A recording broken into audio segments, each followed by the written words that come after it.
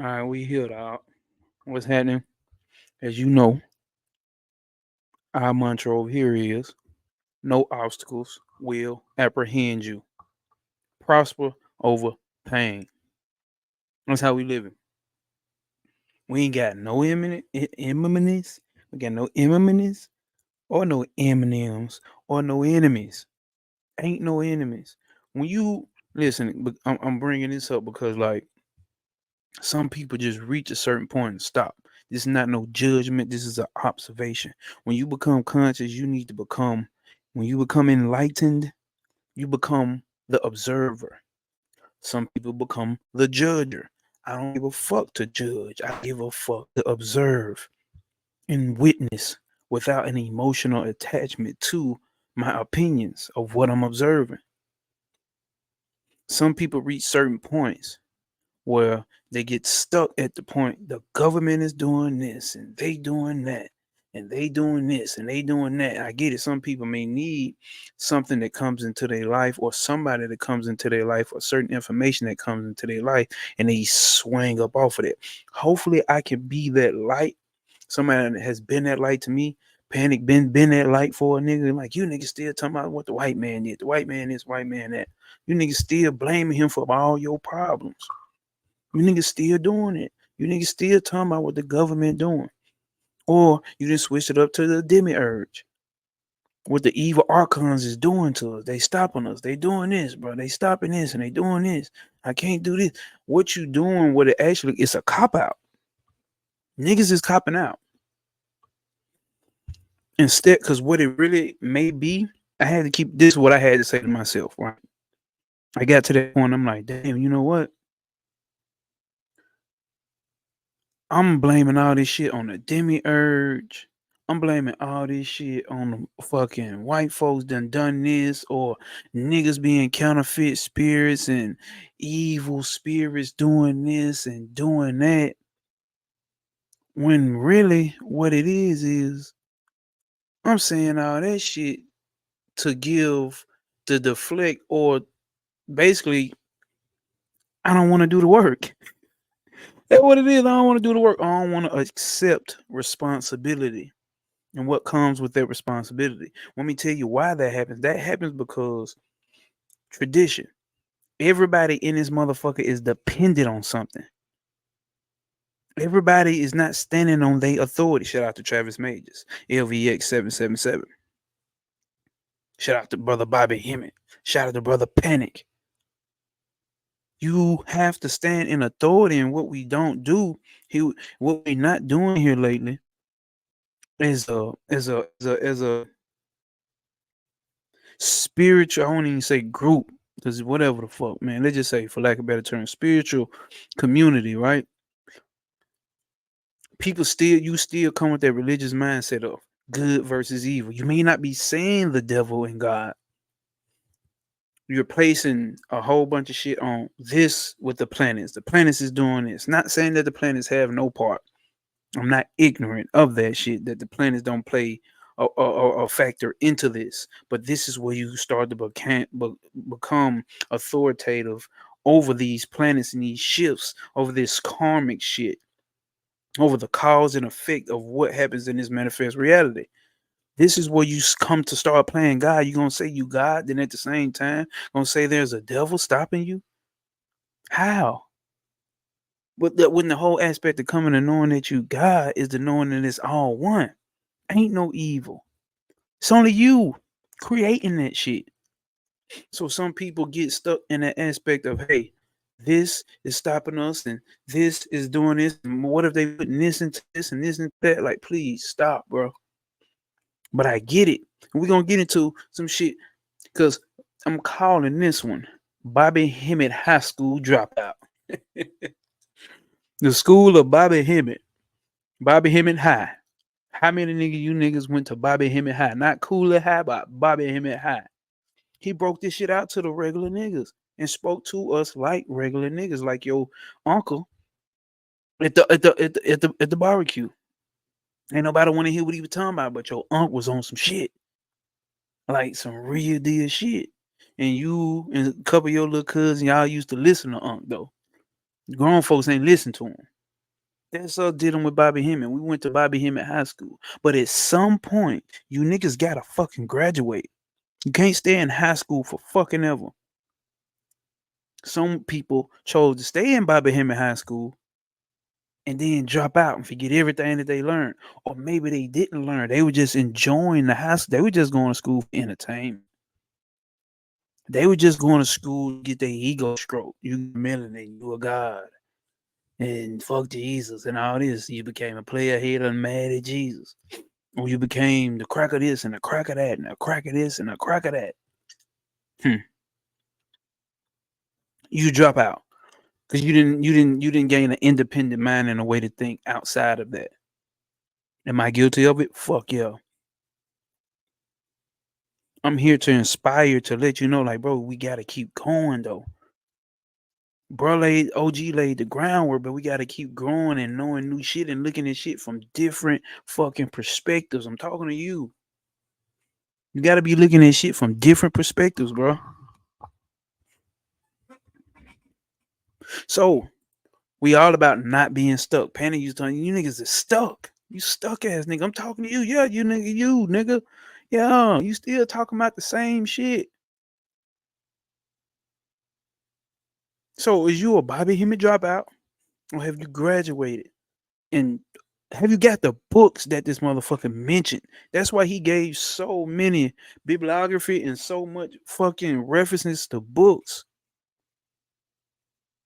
You know why a nigga used to say check? You gotta go check out the shit that he was talking about. Go check it out. Learn on your own. And I know you got niggas who watch 30-second clips of Bobby Hemmitt and now they guys and shit. Niggas did no study, have no type of practice whatsoever. I'm not judging you on what practice did you do or don't do. You have any. The some have none at all. Zero, zilch, nada. Motherfucker don't even sit and reflect on what they just heard. Take it into the subjective experience, nigga.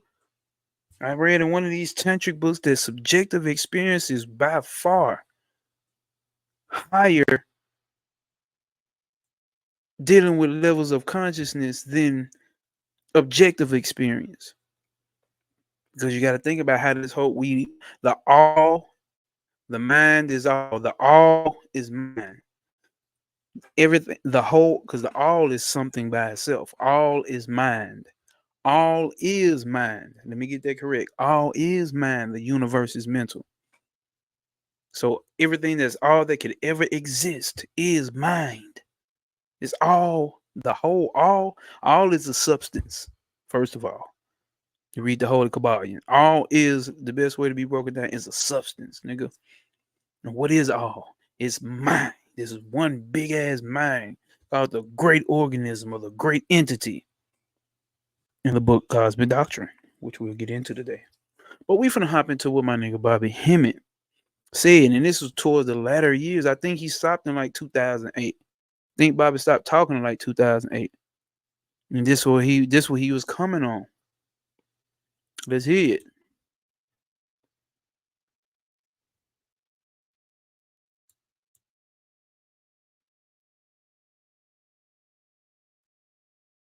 Oh, now it's gonna do some shit like this, y'all. And there's a way, if you think you know, never say you damn know shit. I thought 10 years ago I knew goddamn everything, and I was lecturing. And what I know now compared to what I knew just 5 years ago is sublime. So this whole thing about knowing is unfolding. But not only that, it's chaos. It's chaos. You can't track it based on a methodology. It keeps you. The whole concept is what you got to do in order to understand this shit is you got to let go and annihilate yourself. Anybody know anything about martial? Did you hear that? You need to let go and annihilate yourself. What do you think that means? Kill yourself, nigga? No. No, it means detach from this, what you identify as. This is what we doing. When we talking about non-attachment, this is the type of shit that we talking about. It's not, oh, I'm not attached. A man leaves me or a girl leaves me or I'm not attached to this money. This money don't mean, this house don't mean, this don't. Nigga, Is that minute? That's minute. We talking about understanding that you don't even attach to this identity. Do you niggas get that? Attaching to your identity, what you identify as. That's the ego. We're gonna get into the ego. I don't want to start off too early with that, but here we go. Next one. What'd you say, Bobby? You gotta go to the crossroads. Now that means you can decide to just stay at that level and be satisfied with the knowledge you got and you understand that these niggas out here dead, or you'll cross over and start living magically. It's a difference. And what makes you cross over is this. Inside of everybody's heart chakra is a woman that sits up in there, and she judges. That's Osiris, but in so many words, that's this goddess Lakshmi. That's the Maya thing. There's a goddess that sits up in there, and she judges in your heart chakra on whether you get to the next level or not. So, and so what you have to do to get to the next level here is you have to neutralize all forms of the ego that suggest that you are somebody, that you exist.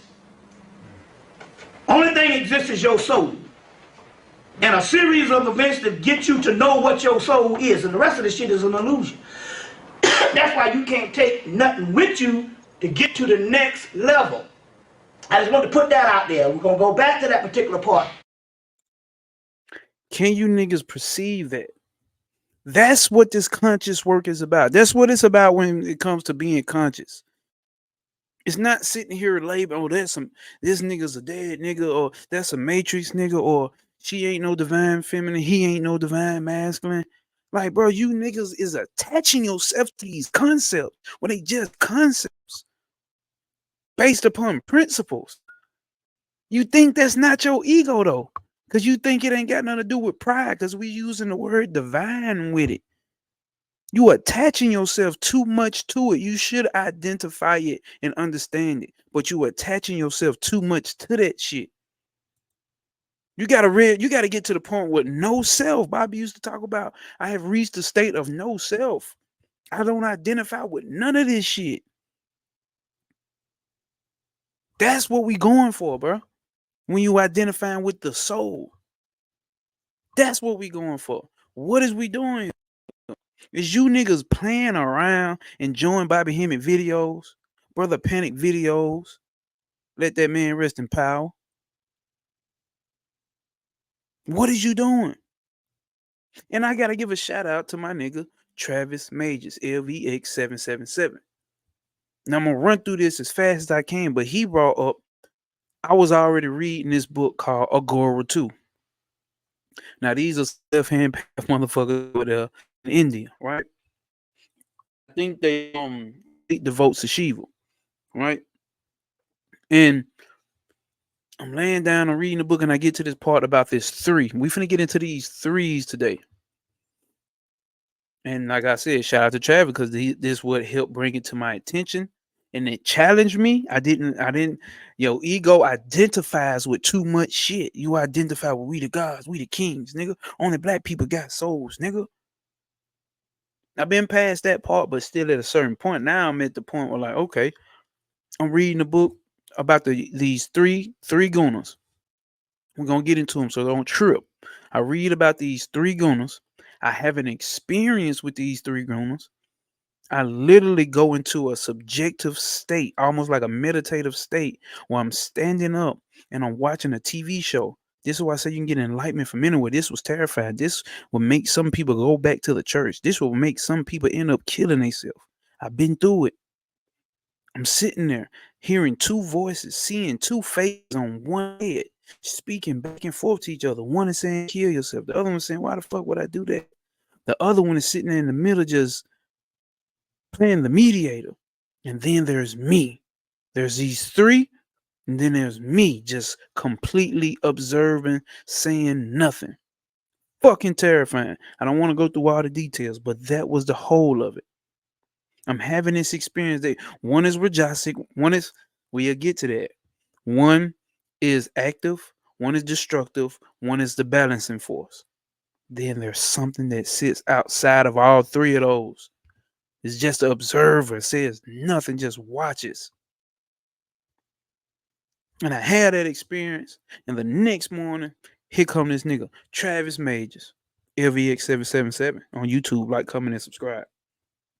My nigga has very profound and refined information on this occult shit. Very much so. I mean, this is the level of the shit that I fuck with. Some niggas got shit going on and it don't be deep enough for me. It don't be deep enough for me. It don't be challenging enough for me. And he dropped this video on the 3 parts of the soul. I'm not finna get into the 3 parts of the soul. That's still some information I need to go over, but it lined up with everything that I have heard. Shit that I have read. But it's in the subtle levels. So he dropped the video on these 3 parts of the soul, and he broke down these three gunas. Fucking profound to me. But a part of my ego felt challenged, like, hell no. It ain't a soul and a spirit is something different. Everything got a spirit. Everything don't have a soul. Only black people got a soul. Where did you hear that from? Who did you hear that from? Did you hear that from your high school teacher? Yeah, I know. Did you hear that from your high school teacher? And you ran with it.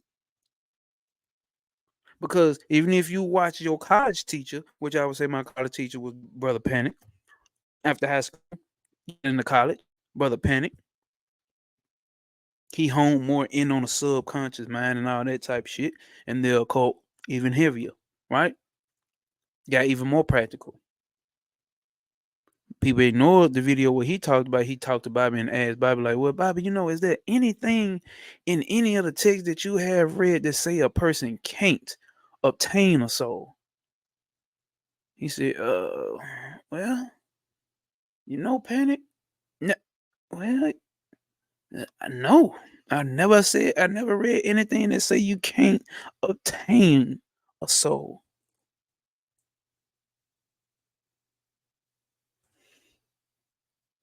Your high school teacher also said that. Nobody's repeating that shit, though. Nobody's repeating that shit. They repeating the shit with their ego that says only these people have a soul. Travis Majors did a video that breaks down this soul shit. It's actually in percentages. Some people in this life have a higher percentage than other. But guess what? That shouldn't even matter because you should be working on getting your percentage up. It shouldn't matter if they got one or not. It should matter who has one or doesn't have one. None of that shit should matter. Are you getting your percentages up, nigga? What's your GPA, nigga? What's your SPA, nigga? Your soul point average, nigga. You got a low SPA or a high SPA, not GPA. What's your SPA, nigga? What's your soul point average, nigga? What you averaging right now, nigga? It ain't for me to know. It ain't for nobody else next to you to know. It's for you to know. That's your subjective experience. You need to be figuring out. So today, we finna get into this shit. We finna go back. We finna revisit some of the same titles that Bobby has talked about. That since I've been studying even more, it's got me to the point where everything that Bobby said checked out. But you need to be able to differentiate what he personally identifies with because of the times that he lived in the background that he was brought up under, which identifies with his personality. And the same shit with Panic. And it's going to be the same shit with me. You're going to be able to have to take out that which is true, which I say everything goddamn Bobby said is true. As far as principle-based information on this occult shit, I ain't seen no flaws in none of this shit he didn't say it. But I do also have enough knowledge, wisdom, and understanding to be able to see, like, okay, that's what Bobby's saying. And I get why he's saying that from his point of view. I've been on this shit for years. The only thing is I'm just now starting a YouTube video. You see what I'm saying? I've been disagreeing with some of the shit that my occult friends, some of my occult friends may be saying in private. I just didn't have a YouTube. Now we got the YouTube. Nigga, now we got the YouTube. Nigga, you nigga lame, man. Let's get to it. Today, we finna get into it. We gonna get into it. Hold up. No, whatever. Make this big. What is this we on today? No way. Hold up. All right, so dig this game. Now we was talking about what I experienced with those three. Here these three go. Right here. Top right corner. All right. This is where they first show up at. So we finna go through both of these. We finna talk about the spirit, the soul, and these three that run rampant through manifest reality. And you're gonna have, and Bobby told us, you're gonna need to look in other sects, not sex, but sects, sections of spiritual thought, spiritual priesthood shit, the occult esoteric shit. You're not just gonna be able to stick to Kemet. You're not gonna evolve and go to higher levels. You're gonna stick one level. You're sticking to Kemet. Some people are for that. I'm talking about those people who are into the occult.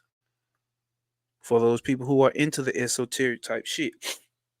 So, right here, first of all, we want to tap into what the fuck is everybody? We spiritual. What the fuck is spirituality?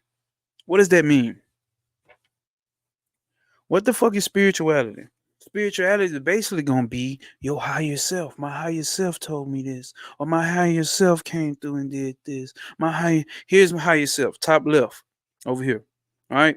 See at the top right here, it says 25 evolution manifestation. The recognition of the universal conditioned. Hold up. The recognition of the universal conditioned potentials is the original Ahamkara. The recognition of the universal conditioned potentials. So the potentials that have already been preconditioned, the cause that's already been preconditioned with its effects. The recognition of that is the original Ahamkara. Ahamkara, for the rest of this shit, you understand Ahamkara means ego. This is the Vedic term for using a Sanskrit word for using the word ego. Ahamkara. There's a cosmic ego and a personal ego too, but one does one on a higher scale and one does one on the lower scale. So as above, so below still reigns rampant here, right? It is recognizing the inherent effects in a cause, like the existence of a tree in a seed. You see, warmth and brightness in the sun or coolness in the moon. That's what the first cosmic ego. So this is what ego is. It's identifying. It has nothing to do with you think you're better than somebody. Someone says you better than you. So when I'm speaking to you, I'm like, okay, yeah, that's your ego's doing it. Now it's not my ego. It's not. It's your ego in the sense of the rawest form of ego, which you're identifying. You can identify coolness or you can identify heat. You need your ego, right? You need to know if you're gonna touch something, if it's gonna burn you to death or it's gonna fucking freeze you to death, right? That's ego. That's what you need that ego for you to be able to identify pain, and pleasure. That's what that ego is for. In the human level, not even going up to the cosmos. That up there is being able to realize the higher level of the ego is being able to realize the inherent cause in the effect. The potent cause within the effect, nigga. The potent cause within that seed, nigga, is gonna be a plant coming out of that seed, right? But if you want the potent cause, if you really want a cherry tree, you need to have a fucking cherry seed. Other than that, you not getting no cherry tree. So you need that level of the ego to differentiate, to identify. That's your ego, the identifying system. All right. So that comes later. That's down here. Let's go back up to the top where we talking about the divine masculine and the divine feminine. I did want to do a whole separate video on it, still make do it, but I'm getting sick of the shit. Cause there ain't nobody doing shit but throwing their fucking ego around. Get my nigga in a video. Ain't nobody doing shit but throwing their fucking ego around about. When we say ego, we talking about identify. And we talking about pride at this point. Now we talking about the prideful aspect. You not divine masculine or you not divine feminine, bitch. Like, what is it? It's very simple though. Let's look at what they break it down in this. What we're reading here is Samkhya Darshan. I always give sources, buddy. Samkhya Darshan. If you've been watching my YouTube video, I've told you a million times what young gentleman introduced this to me. And this book here is fucking enlightening. Just by fucking reading it. Let's just read a part of what they talk about causation. All right. Purusha is the source from which Prakriti derives. Purusha is the soul. That is the masculine. That is the divine masculine. From which Prakriti derives the inspiration to become active. In the other video, we talked about, like, bro, the woman becomes active because the man is watching. Stripper, prime example. The dancer, prime example. So, can you use sensual dancers as a representation, only as a metaphor to describe a divine feminine aspect? Yes, the fuck you can. That's why me and T did the same shit in with talking about Sexy Red. It don't matter what level she's at. If she has any knowledge of any goddamn thing, it doesn't matter. Because you should be able to see the divine masculine and feminine and divine feminine and masculine principles in each and every aspect. Because they're concepts of principles. Check this out. Purusha observes the play of Prakriti and also looks away from Prakriti in order to experience aloneness, oneness, and completeness. That's what your soul is about doing. Your soul is separate from manifest reality. Bobby told you this. Panic told you this. Those 42 laws of Mayat. Nigga, you have not sinned. You have not stolen one ghost. You have not done any of those things because your soul has not incarnated here. This is it. This is the same shit being told here. Look at the map. Look at the map over here to the right and the left. Purusha sits separate from Prakriti. Purusha sits separate from Prakriti. This over here is tantric shit on the right, and then over on the left, this is yogic shit. Which they damn near gonna be the same shit once you get down to the nitty gritty. But don't let me say that I'm an American nigga. These folks have traditions rooted in this. I'm a non-traditionalist. I'm gonna pick up shit from any and everywhere as long as it's getting me liberation. That's what you niggas need to do. You trying to stick to what makes your ego say, hey, hey, hey, and get offended when our ancestors didn't do that. That's not our ancestors. Is you about enlightenment? If you enlighten yourself, then your ancestors get enlightened because they live within you. So the more you learn and learn knowledge and understanding and wisdom of the most deepest shit, the deepest shit, fool, the high advanced level shit, the high vibrational shit for real, you give that energy to your ancestors and they move on. I've got experience in that with an ancestor. The more I move up, the more I level up in my understanding. Guess what? I won't put the name out there, but close family members know. I'm witnessing it happen in my life. I don't know what the fuck is going on in yours. My ancestors need me. I'm still here in the incarnate body. And I'm still here to pick up information and download that information into my psyche. That goes into my subconscious mind.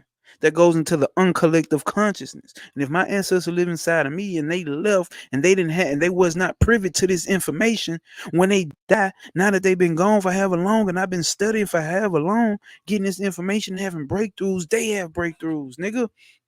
What is you niggas talking about?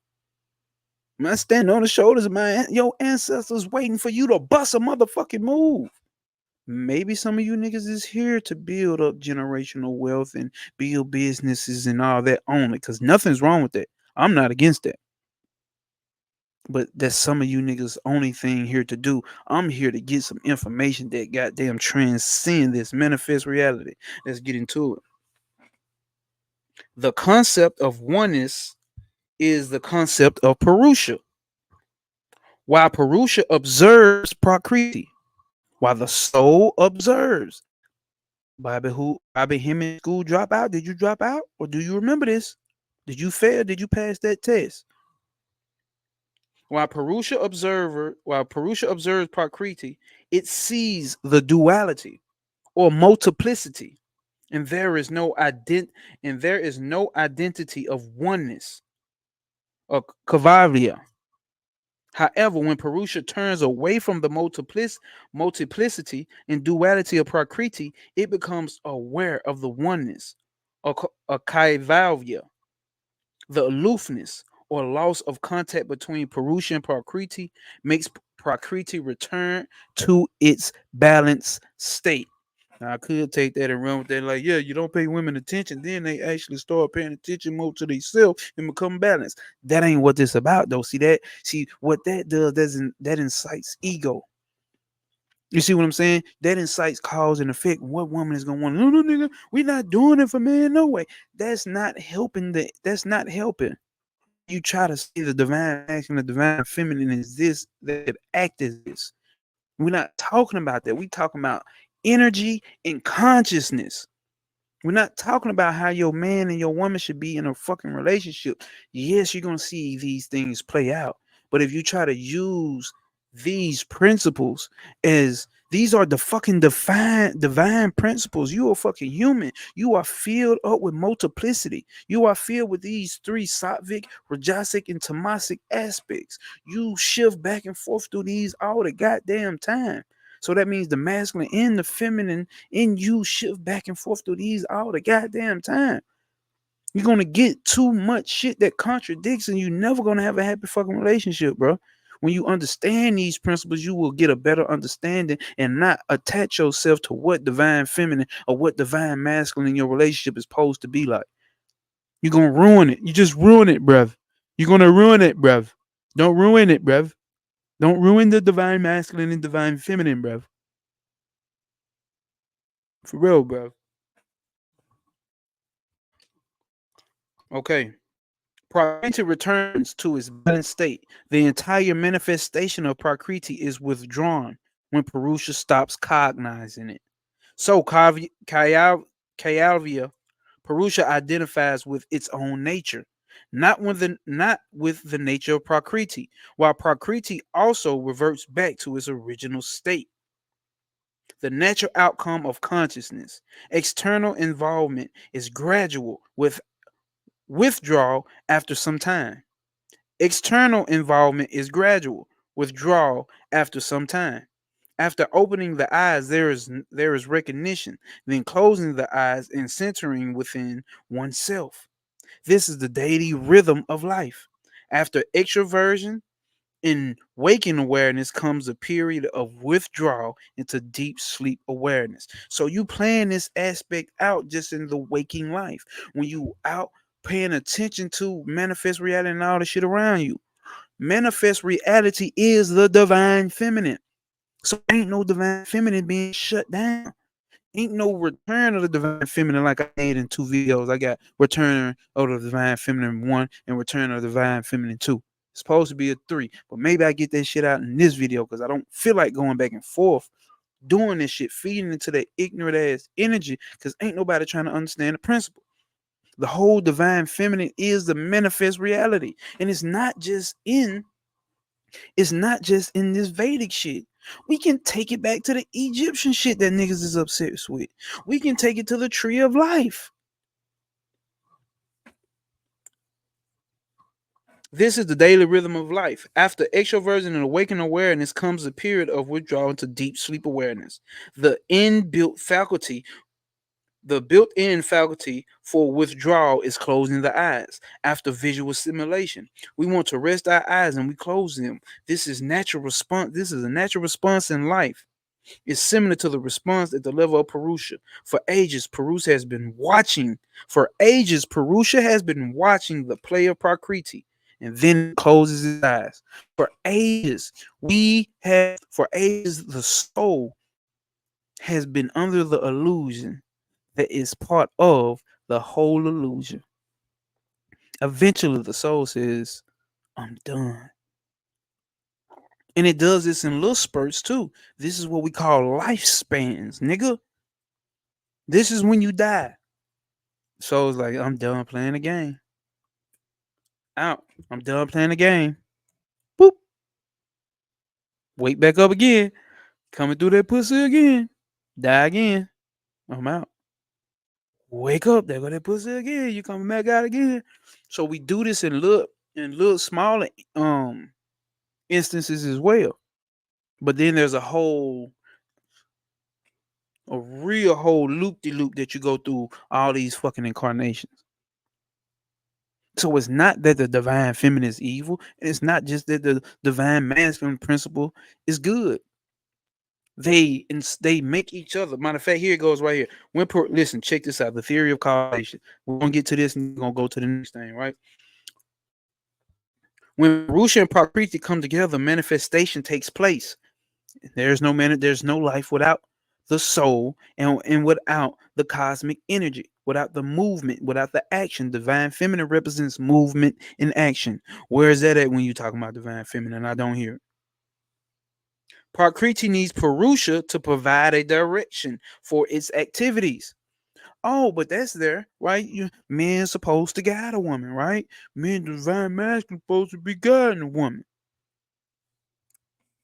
Prakriti needs Purusha to provide a direction for its activities.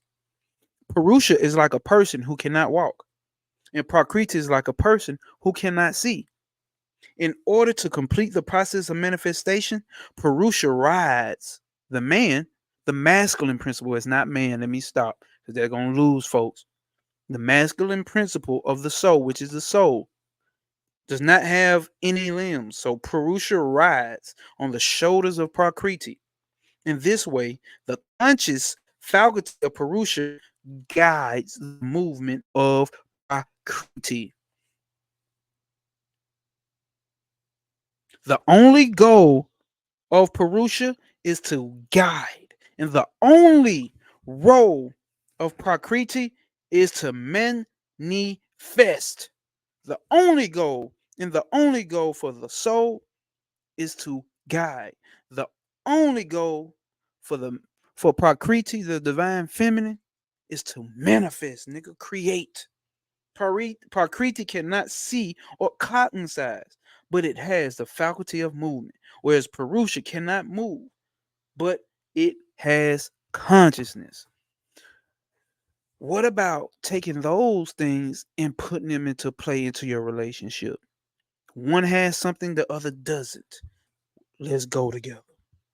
One can do something, the other doesn't. Let's go together. I thought that's what relationships was about anyway.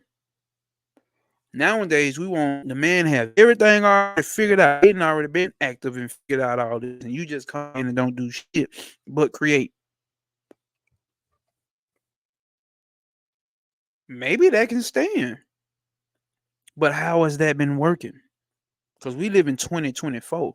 That's my concepts is refine your standards, lower your expectations, because these are cosmic principles. These have nothing to do with the way you should carry out your relationship. Oh, I'm contradicting myself. I just said something different. I'm suggesting to look at shit in a different way. I'm not saying take this exact thing and make it work, because everything is subjective to whatever your relationship is. Everything's subjective to what your relationship is. You might have a woman who got more money than you, nigga. Or you might have all the money today. Next thing you know, your woman got all the money tomorrow. But the divine feminine aspect simply is creation. We're going to get deeper into this. So don't think we stopping here. Continue to watch the video because we're not just stopping right here. All right? We talking about divine masculine, divine feminine principle sitting at the top. But so now what is this spirit? What is this higher self? That's it right here. Buddhi, cosmic intelligence. So check this out. The role of Mahat or Buddhi, right? The manifest. Don't Mahat sound like Mayat? Balance, nigga. I mean, it's just me talking. I mean, hey, I don't know, but in this Kush, pre-dynastic Kemetic Egyptians, I mean, hey, the Typhonians, you know what I'm saying? The Set Typhons, but I don't know. You niggas know if you pass Bobby Hemmitt's high school or you are Bobby Hemmitt dropout. The manifest evolution begins with Mahat, the first evolute of Prakriti. The meaning of Mahat is great. Amongst all the evolutes of Prakriti, Mahat has the most prominent and subtle existence. It's subtle. It's very subtle and it's prominent at the same time. Isn't spirit very subtle? The way spirit talks to you in signs, symbols, and repetition. It's the subtle shit you gotta pay attention to coming from the subconscious mind, nigga. Coming into the conscious mind. Ain't that how spirit move? We got this bird's eye view. Very subtle. Ain't that how we was taught? If you graduated Bobby Hemmitt High School, if you graduated Brother Pennant College, Electoral College, if you actually have experience with your higher self and spirit, nigga, fuck them. They're my OGs, but fuck them. Have you had your own experience with this nigga? It ain't based off of just what they said. They relayed the message, nigga. What's your experience like with spirit, nigga? These books and these teachers ain't doing nothing but help you remember shit. And you need to be able to have discernment, intelligence enough to decipher what they personally experience and what's just basic fact principle, nigga. That it truth don't give a fuck who tell it or how it's being told.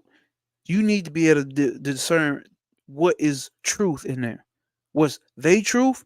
All truths but half truths, nigga. Then you niggas read the 7 Hermetic principles.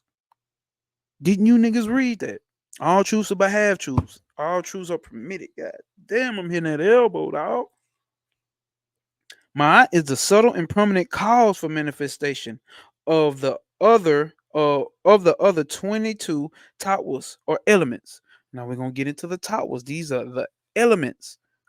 Bottom right corner, second page over here. We got Akash, Vayu, Akasha. Remember the Akasha records, melanin. All right. Vayu, Agni, Apus, Prithvi. You got Akash, you got air, you got air, you got fire, you got water, and you got earth. This is the tantric book over here called Tattvashuddhi. I do a practice of that, refining the elements. But check this out. Look over here on the right hand side. These are both two of the same things, but they put different because two different systems. All the way down here, you got the elements, right? And we talking about spirit right now. We talked about soul. Purusha has done nothing, just sits there and completely observes.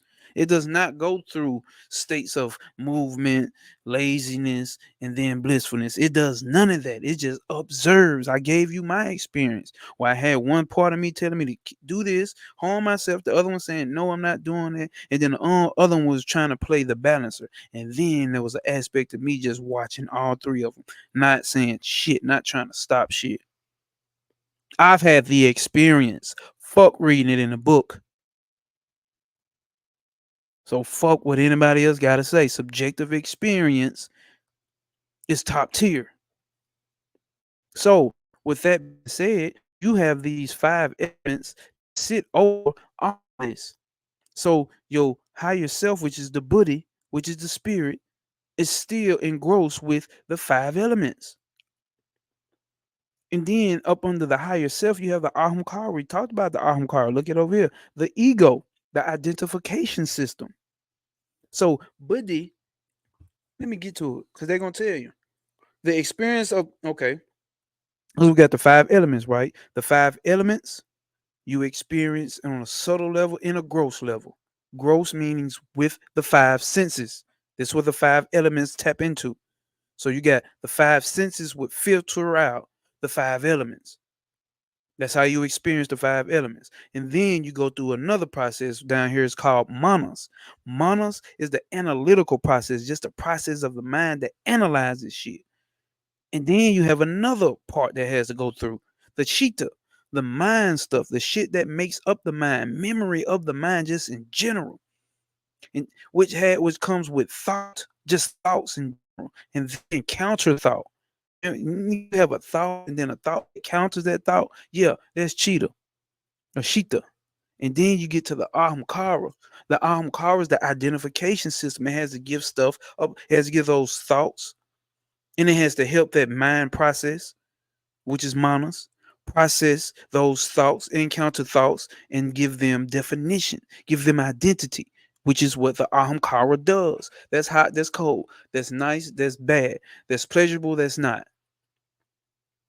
I'm a black man, I'm a white man, I'm a woman, I'm not a man, I'm not a woman, I'm no gender, I'm lesbian, I'm straight, I'm this, I'm that. That's even more gross. We just talking about the regular shit. That's a tree, that's a bush. Identification, that's water, that's bleach, that's ego. Okay, can we get that down packed with ego? Identification. And then you get up to the higher self, which is buddhi or mahat. The experience of the entire universe is contained in Maat. How do you know that? Because you look down here, everything you can experience is all down through here. Is outside, is it comes from Prakriti, the creatrix, the whole manifest reality. It's contained in Maat as though in a seed and from a broad perspective. Ma'at represents the aspect of universal presence. It represents the aspect of universal presence. This is the cosmic ego. I mean, this is the cosmic intelligence. It comes first thing after manifest reality is created is the higher self. The higher self is a reflection of the soul. Listen to me. The higher self is, I'm trying to get to it, but goddamn it, I don't see it. The higher self is a reflection of the soul. You're going to see this same map mapped out in different systems that you've heard of and that you've seen. This is over my study doing comparative study. Bobby told us to comparative study. My teacher told us to comparative study. Say believe every goddamn thing he said. Do your own study. That's what I done. That's what you should be doing and have and internalize this experience. So, with that being said, the higher self is just a reflection. Your spirit is just a reflection of the soul. So, what does that mean? If you have a spirit, you got to have a fucking soul. Because the spirit has to be reflecting something by these standards here. And we're going to see how that pervades through all the other spiritual systems as well. So what does this talk about certain people not? I'm not shitting on nobody. Because I got a homegirl who did just record a video. And this is me redoing this video. So I was gonna, for my defense to my homegirl, it's not an attack. Obviously not. I got utmost respect for you, Shawty. But this is me speaking with things that I've learned. And then you already know this is my third or fourth, fifth time recording this goddamn video. So this is some same things I'm gonna be talking about. Just want to put that out there. And I'm not gonna say her name, but because it's not important. But the important thing is are we receiving information that's challenging us? Because this information challenged me. And oh my God, it has made me grow. And we just sit there and watch what Bobby said at the beginning of this video. You got to reach that point where you're going to reach that point where you don't know, or you're going to reach that point where you just conscious and you recognize half of these niggas dead out here. And you just stay right there. And then you don't go no further past that. That's it.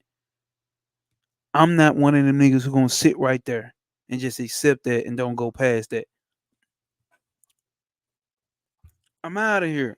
I ain't gonna ever come to Earth again. Riding around the town with the calculator, getting it in. Quah. Fade away jump shot. Look at the wrist spin. That future, y'all know about that.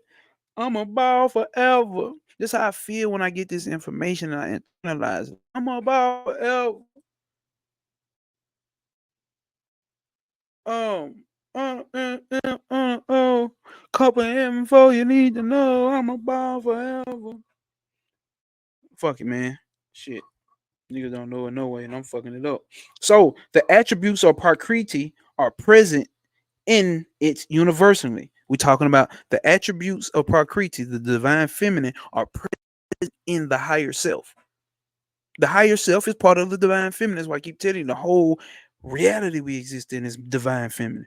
Ain't nobody taking nothing from the divine feminine. Ain't no return of the divine feminine. Maybe she's moved. Maybe the divine feminine aspect is switching over to one of these three right here: the sattvic, rajasic, or tamasic. What is those three? That's what we need to get to next. So the attributes of Prakriti are present in it universally. Mahabudhi is also considered to be the Haringarbhya, Hiranyagarbha. That's the cosmic egg, my nigga.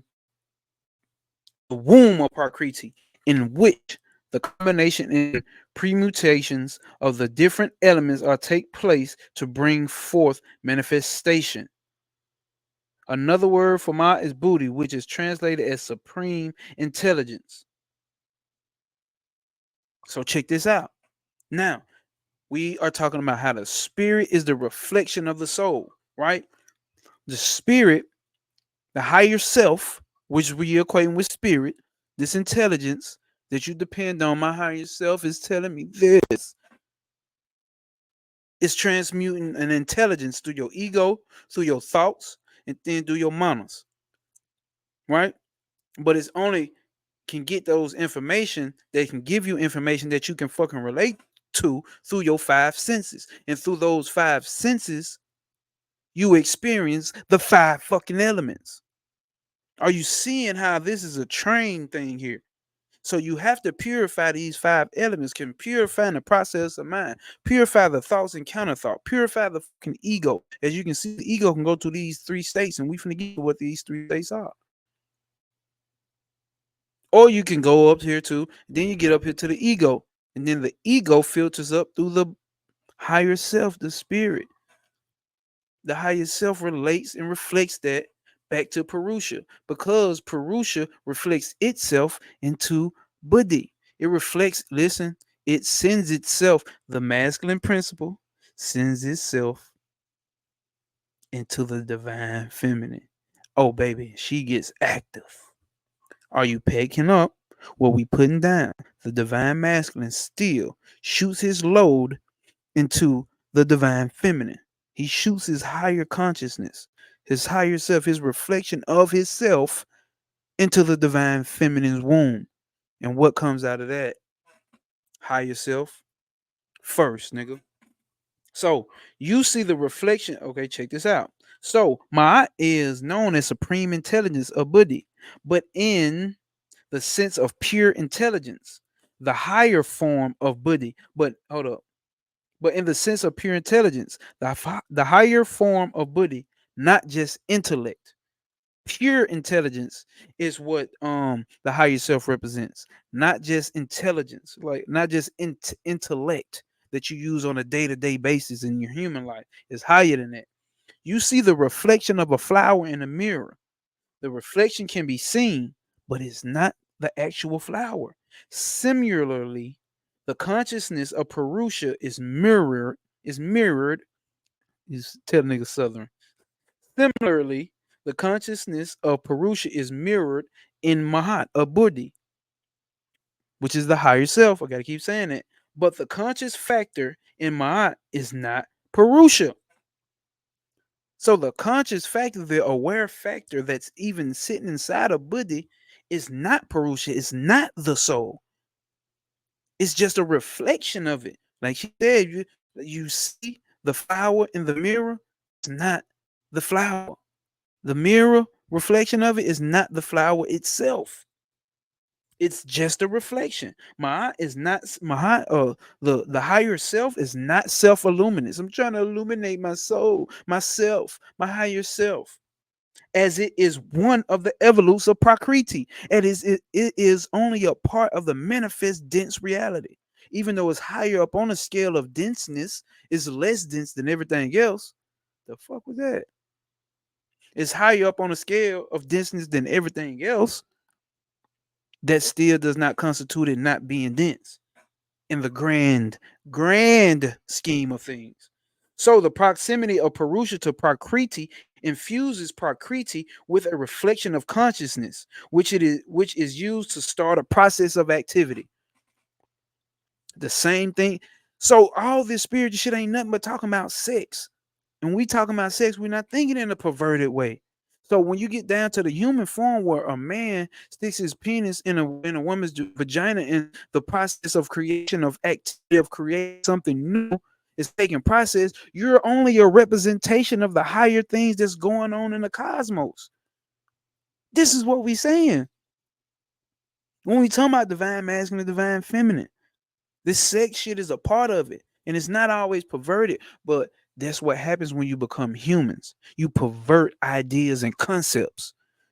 You infuse, you cover them all up with your ahamkara, your cheetah, your manas, and all the fucking 5 elements. And you never clean none of that shit off. And you just go in raw. Thinking you understanding these concepts. Man, I hope this shit ain't breaking up because this is going to be a fire-ass YouTube video. However, it can also be used to discriminate and analyze. But okay, in the process of manifestation, it is not used to know itself. So the proximity of Purusha, Prakriti infuses Prakriti with the reflection, just a reflection. The manifest reality just has a reflection of consciousness, which is used to start a process of activity. In the process of manifestation, it is not used to know itself. Oh no. It is not used to know itself, but for the process of externalizing and activating the potentials of Prakriti. However, it can also be used to discriminate and analyze the potentials of Prakriti. The conscious factor of Purusha becomes a catalyst to create the first evolute of Prakriti, Mahat. Mahat. All right? Where the combination of premonitions of the gunas take place. So let's talk about these 3 gunas. So after you get the soul inspiring the divine feminine, which is just dormant, pure energy, the unmanifest, which is Prakriti, Purusha sends his focus, his consciousness inside of her. Then outside of her, you get the higher self, Mahat, Buddhi.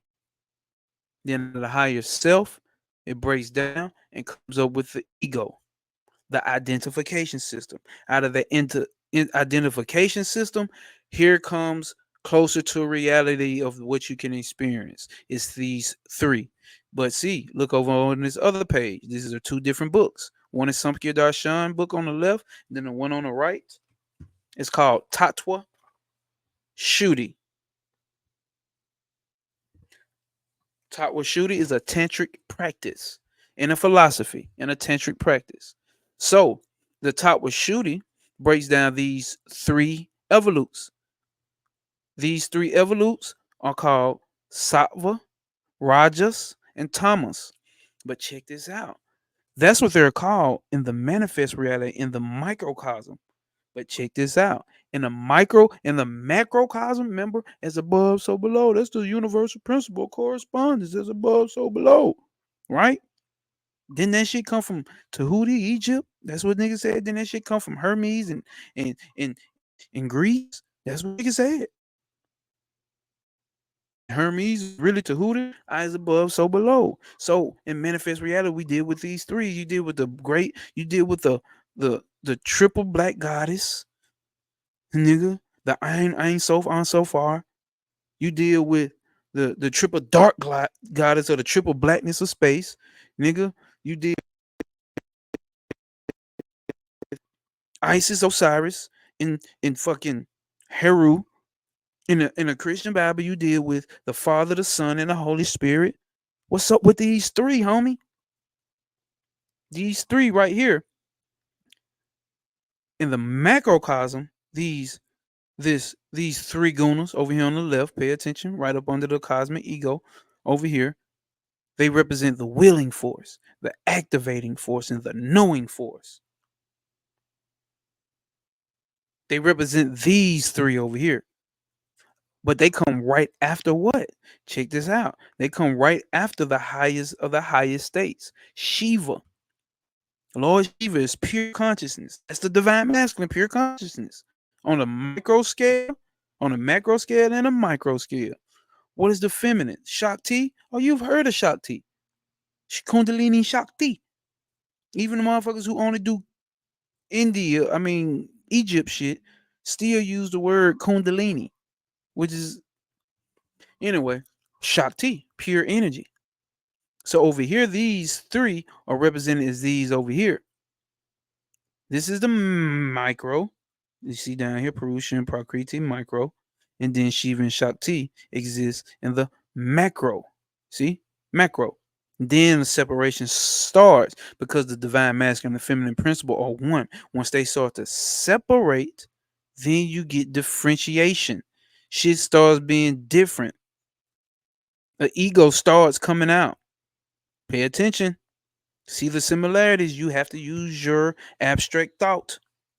So, what is these three?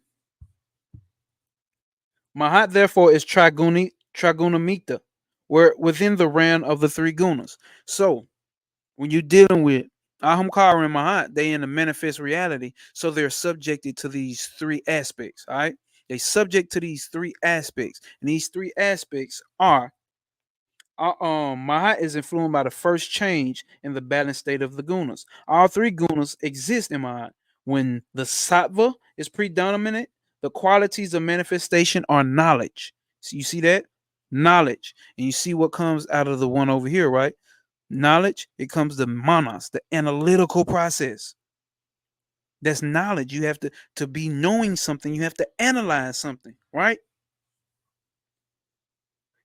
When sattva is predominant, but so check this out, all three of these are always operating at the same time, but one is more dominant than the other. Obviously, if you've been on a spiritual path, you're going to want the sattvic or the sattvic aspect to be the most dominant. Zen, blissfulness, nigga. Sattva is predominant. The qualities which manifested are knowledge, wisdom, virtue, non-attachment, and excellence. Non-attachment because it knows this whole manifest reality is not a real thing. That's what non-attachment I was talking about earlier. That's what that's about. It's not about, I'm not attached to a man. I'm not attached to a woman. I'm not attached. Nigga, this shit is, when you're a human experience, you know that's what's going to happen unless you're going to go live off in the Himalayas. Other than that, you're going to have some attachment. But what you need to know once you die and leave this motherfucker, that you are not the body. You don't identify with none of this. It was just an experience. You let that shit go. That's what non-attachment is about, bro. Half of that shit motherfuckers talking about is really just to run away from shit. You're not really getting on the deep levels of it. You can get to that level though. Some people live like a monk, or some people live like a Buddhist, or some people live that life like a yogi for real. Nigga like me, not in this incarnation. I'm getting some pussy. I'm gonna be with a woman. And I'm gonna have some sort of attachment when I fall in love with you, baby. But I still understand this on this level. So guess what? It won't have that hold on me to where my heart is heavier than a feather. Goals, nigga. So also, when the Mahat or the higher self is in tamas, when tamas predominates, the qualities of Mahat are ignorance, vice, imperfection, attachment, and impotence, which can still be a good thing because you want to hit that point where Bobby talked about at the beginning of this video where you don't know. When you don't know, you into the next stage, which could be blissfulness and knowledge and understanding, which is sattva. Are you seeing how this relates? Are you seeing how I still say the shit Bobby talks about still goes backward to even when we talking about shit he didn't tap into? It still pervades. I'm a graduate of that school. I'm still learning. So you need ignorance. You need imperfection so you can reach perfection. You need attachment so you can experience non-attachment. You need impotence so you can receive potence, which are the opposite of the sattvic qualities. Rajas, which is the last one, vitalizes the process. It gives the process vitals. It gives it life, nigga. It gives it movement. Life is movement, right? Ain't that what Prakriti is all about? Moving. Rajas vitalizes the process. As Ma'at is a conditioned reflection of Purusha. It's a conditioned reflection. It's already received its conditioning. Purusha and Shiva, or Shiva represents unconditioned, pure, unconditioned consciousness. It's unconditioned under no circumstances. It's under no conditions at all. But since these levels of the higher self has been preconditioned, Rogers vitalized the process. As Ma is a conditioned reflection of Purusha. There is always a contradiction between the changeless Purusha and Mahat. So there will always be a walking fucking contradiction in his spiritual shit. You gonna wanna, like Bobby said, I don't agree with the shit I said 10 years ago, nigga. I don't agree with the shit 10 years ago. Me personally, I don't agree with the shit that I heard and learned and understood 10 years. I don't agree with the shit that I go back on my YouTube watch 7 months ago. I'm saying totally different shit that may contradict. That's good. That means I'm growing. There is always a contradiction between the changeless Purusha and Mahat, which is continuously changing under the influence of the three gunas. So if your higher self is going, this is what I'm saying. If your higher self is changing under the conditions of these three gunas, the same thing is happening in your manifest reality.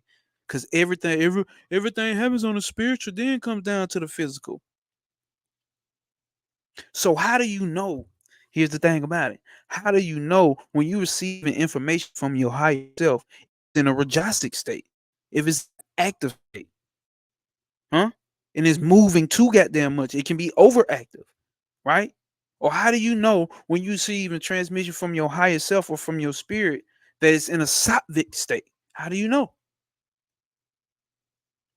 Or it's under sattvic, which means it's underproducing a sattvic state, and it's more tamasic or rajasic. Because all three of these exist at the same time. One is just more dominant.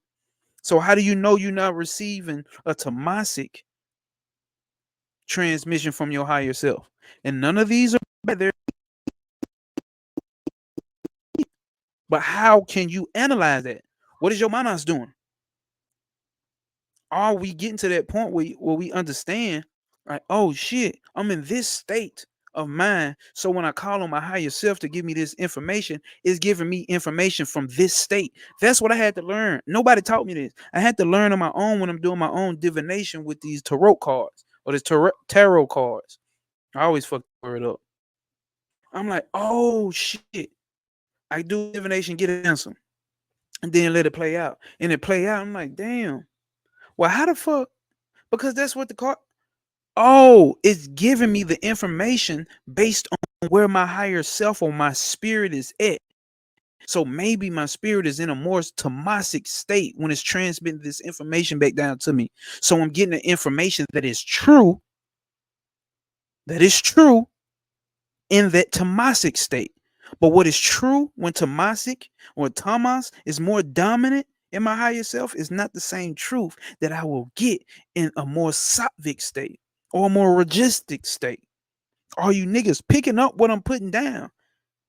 This comes with understanding in the analytical process of actually going through the motions. Not just listening to what Bobby said. You have to actually go through these motions to get these understandings, nigga. And I know this because I talk to conscious people a lot, and nobody is seeming to understand this. Just because you got it from higher don't always mean that.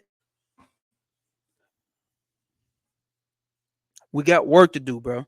We don't need to be Bobby Hemmitt dropouts. We Bobby Hemmitt High School dropouts. We is not. We is not that. We ain't that, shout. We got to keep going and keep evolving. So, with that being said, I think we've tapped into enough with the spirit, the soul, and the ego. All right, and we just needed that from this aspect of the Vedic shit. Go get your shit. Go get your Samkhya Darshan. Go get your tattva shooting, my nigga. What we going into next? So, let might well show you this next slide, right? These are the tattvas. This is out of the book called Tattva Shooting. And these are the tattva yantras. Yantras are the visuals. So these people are yogics or tantric practitioners who have meditated and went to the higher planes of consciousness and brought back these images. You can do that, my nigga. If you watch my video, you have something where I've showed you where I went into the higher or different levels of honest manifestation of consciousness and brought back my own yantras, nigga. Thing is here, when you get pictures and images, they are charged with thoughts. They are charged by the chitta, the ahamkara, the manas of a particular people. We're going to get into that because that's what happens in the astral plane. The human beings formulate the astral plane. The material substance of the astral plane is emotion, raw emotion. And everything that's built in the astral plane is built upon relationships. What relates to what? And you get images out of that. Bing, bow, boom. Here's the earth element. Here's the water element. The two lotuses, the water. Then you have the fire element. See right there at the heart. You have the air element with the hexagon. Then you have the Akash element. She's above all of that. Doesn't this also line up with the chakras? Can you also be balancing your chakras by doing this visual meditation? Yes, this is a visual meditation, and you also do things in the subjective realm where you pronounce mantras. These mantras are vibrations, ancient vibrations that go back to When you hear about the Big Bang, that's the that's the first sound. And God said, let there be light. You do these vibrations in the subjective reality. Remember, I told you one of these books, I couldn't find it, but they say the subjective experience is far more superior than objective experience that you have in here. Nigga, this is why we got to meditate. This is why we need to go into our mind and refine our mind and refine our elements. Don't believe me? Don't give a fuck. I'm continuing to learn. Like I said, shit that I learned 6 months ago, I disagree with. Not always, 100%. Like, that was just complete ignorant, stupid. I have refined my understanding of shit. And it comes to a point where, like, damn, I just don't know. Certain shit you just gonna hit me like, I don't know. Did that? So, we still on these 3 though. No, matter of fact, where we at right now, we talking about consciousness now. So we done went through spirit, soul, ego, and consciousness. Consciousness,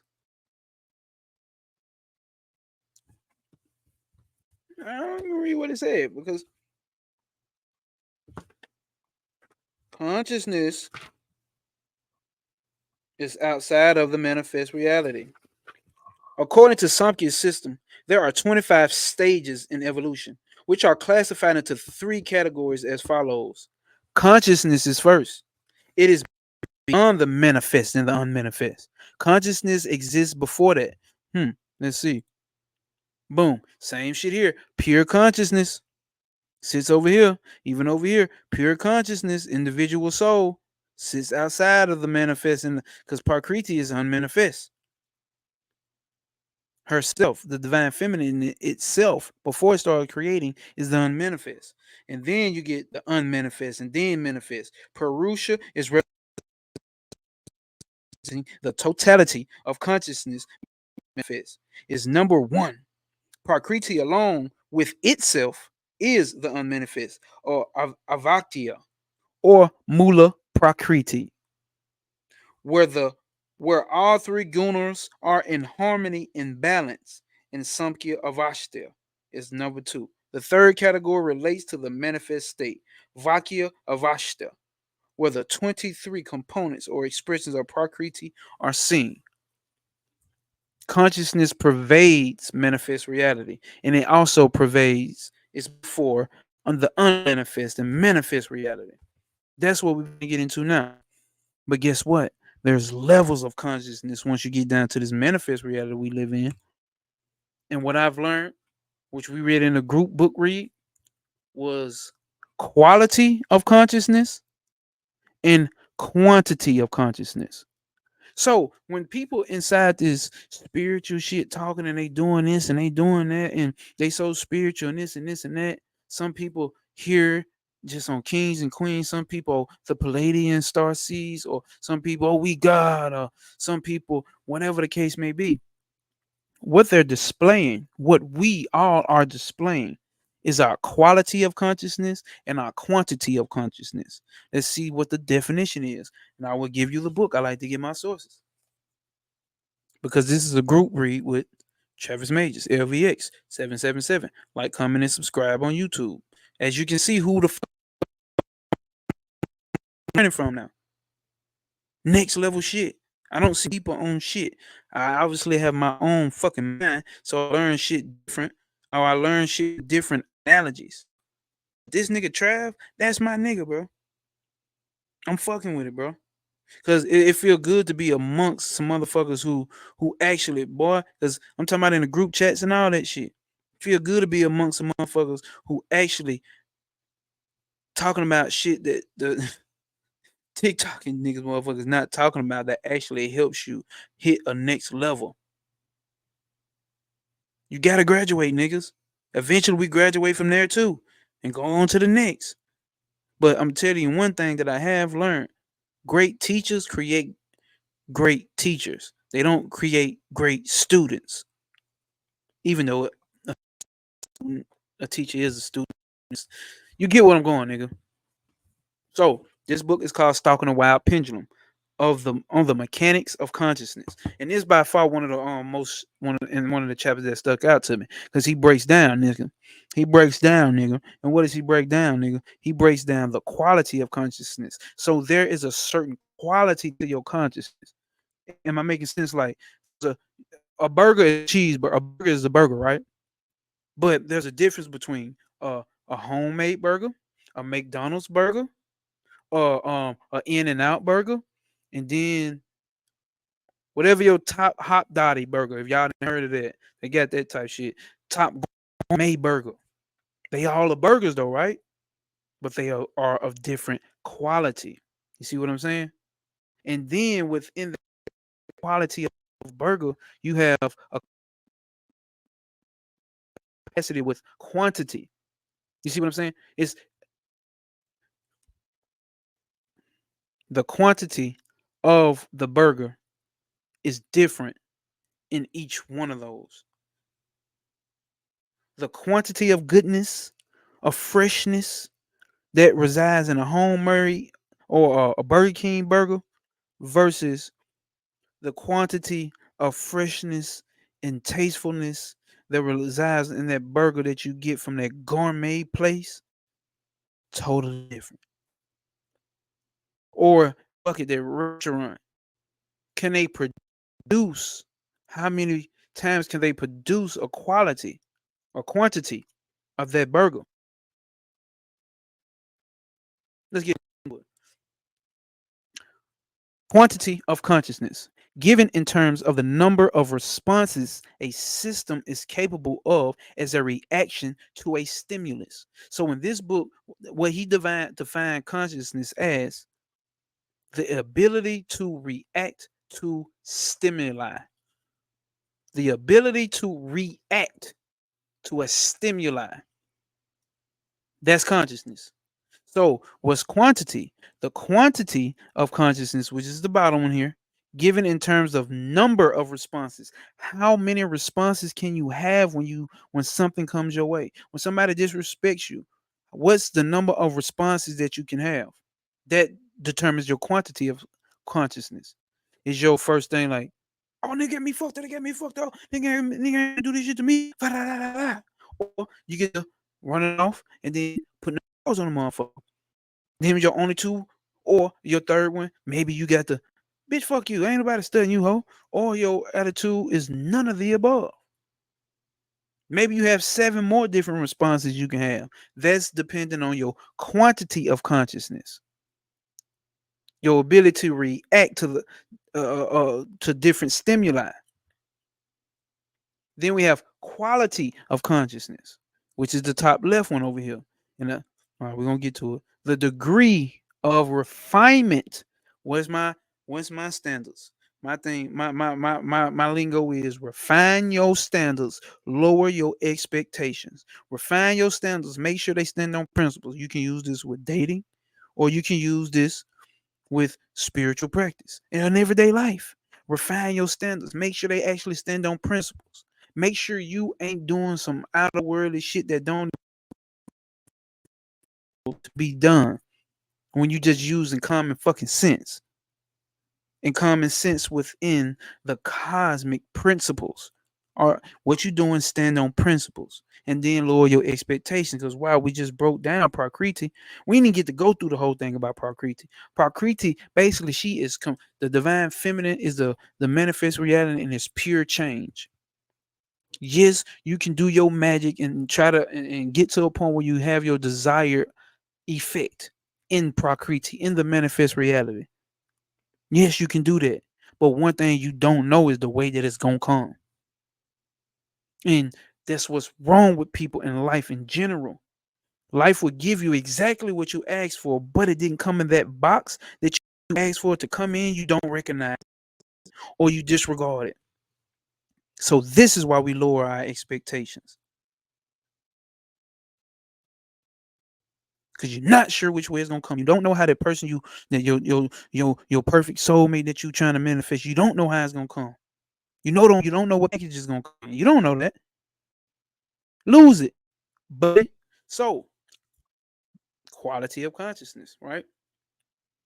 The degree of refinement or intelligence of such responses in their range, expressed in terms of frequency response. Listen, in their range, the refinement of intelligence of such responses in their range. How far does it go out? How far does it go out? You know, the goddamn call. How far does it go out? How far does just consciousness response range reach out?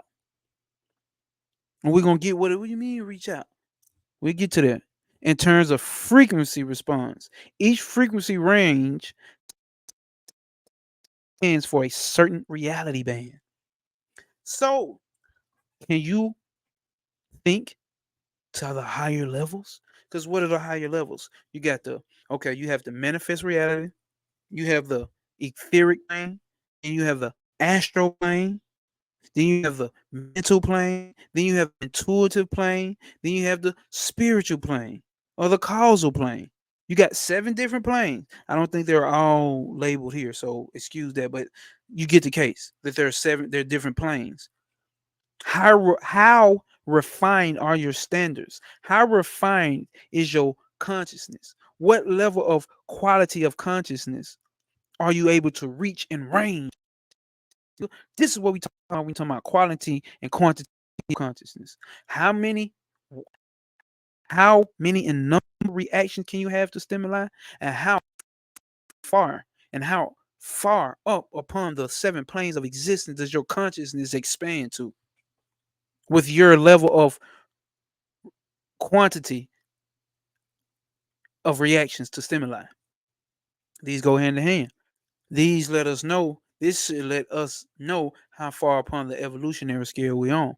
But guess what? It's cool. You conscious, you here. That means your shit can grow, right? So listen. So an atom.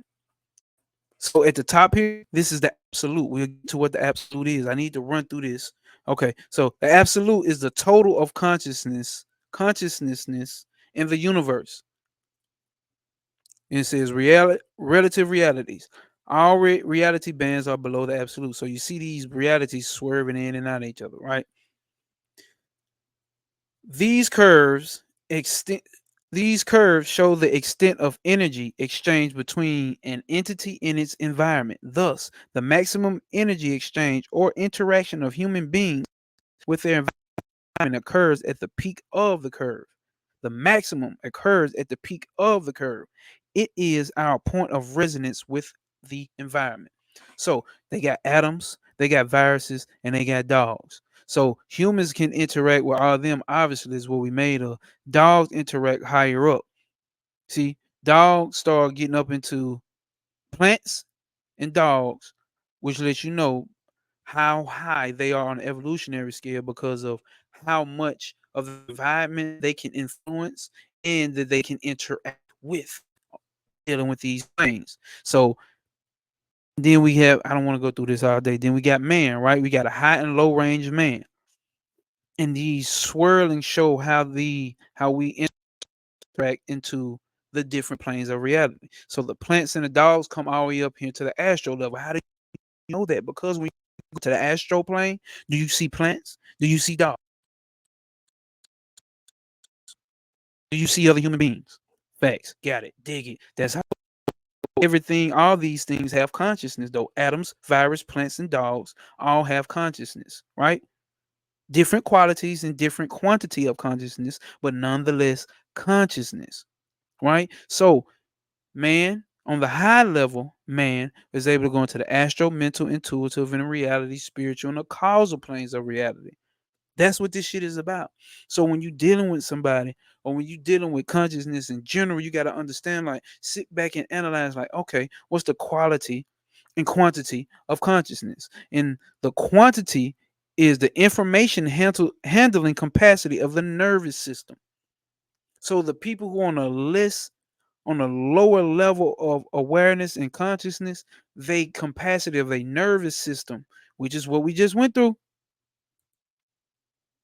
Their nervous system. That's why I say how you know you getting transmissions from your higher self. How you know they clean. Your nervous system ain't balanced. Your nervous system ain't balanced, my dude. Your nervous system, information handling capacity of the nervous system. We just lined it back up with the chakras. This is what I'm talking about. Don't get mad at me. This is my discovery, what I'm understanding, and bringing it back to you. How do you know? So, your quality and your quantity of consciousness. And then you got the sum total of consciousness itself. There go three again. Well, yeah, with this next one. So here we back with this three. One of the most profound books I've read. Let me hold up, y'all. Hold up. Hold up. Let me say this. I need to bring that camera a little closer. Let me say this. This cosmic doctrine book, bro, that I'm finna bring up by D Unfortunate. That bitch is a bad bitch. She wrote this in 1924. Bro, it's a bad bitch, bro. And everything from the Vedic to the Egyptian shit to the Greek shit, I see how it lines up with what she's saying in this book. All right. And this is when I said, fuck it, I'm gonna do when I first started fucking with Travis Majors. And I said, fuck it, I'm gonna join a book read. Come to find out, nigga, I remember I read in one book. The student will be contacted on certain. It's one of these magic books. In certain instances, the student will be contacted by a master or a teacher psychically. If you understand psychism, not all this woohoo spooky shit, you will understand how we receive messages on a and understand how it actually works versus the shit they put on TV, you know that it's subtle suggestions or subtle symbols sent your way. I received those from a Panic or Bobby Hemmitt. I've also received that from fucking Dion Fortune. Definitely received that. And here we go. I just want to say that. So we finna get into it. We still talking about these threes, y'all. We ain't done with the three. Let's see. So, as you can see right here, I wonder if this good. I wonder how this is gonna show. I wonder this nigga's gonna get mad. I'm like, bro, why you make it bigger like you did before? Because nigga, I gotta make content out of this shit too. And you know, portrait mode is YouTube videos. Oh, fuck. Let's see.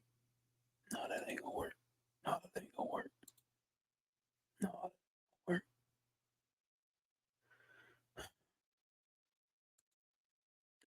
Fuck it, niggas. You win. I thought I created another one. Let's see. That ain't gonna work either. All right, y'all. It is what it is. So this right here. Let's see if how this look full screen. No, we got to get that up out the way. I need y'all to see the whole ring cosmos. Sorry for the delay, but you niggas rocking with me anyway. I be trying to make this shit short, y'all. I'm trying to get it under 3 hours. I be here for 5 hours, bro, because I be having breakthroughs while I'm reading this shit. That's how you know this shit in a nigga. I ain't on a nigga. This shit is in me, dog. So here we go. So with these three, right? Now, here's the cosmic doctrine by Dion Fortune. Very, very, very, listen to me. Very heavy content. Very heavy. But if you have read anything occult, you would be able to get some shit in here. I'm honestly thankful that we read this as a group read with Travis Majors, because we got other occultists, study of occultists in there too. People who have been in there, who've been part of his group or his channel for a while. Then you got him who's done his own independent shit. Then you got a lot of people who've heard about him and their brother Panic and came from their pages. Then you have people who learned this shit on their own, however the fuck they learned it, and probably been in it long as fuck.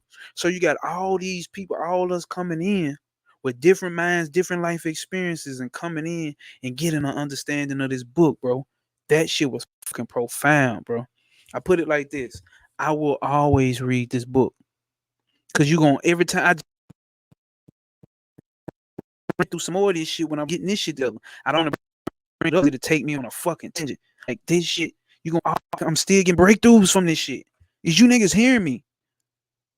Maybe it don't mean nothing to you. Maybe it means something to you though. So, dealing with this three, right? So this is what she breaks down in this book. I'm gonna run through it because it's very detailed. So remember, we talk about the unmanifest and Purusha, the soul, the ego, the ahamkara, the willing force, the knowing force, and the active force. The threes, the sattva, the tamas, and the rajasic. Sattva is blissfulness, creates balance. Listen to what I'm getting to. It's blissfulness and creates balance. Sattva. And then you have rajasic, which creates movement and activity.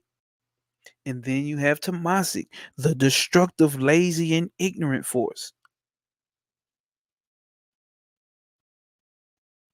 3.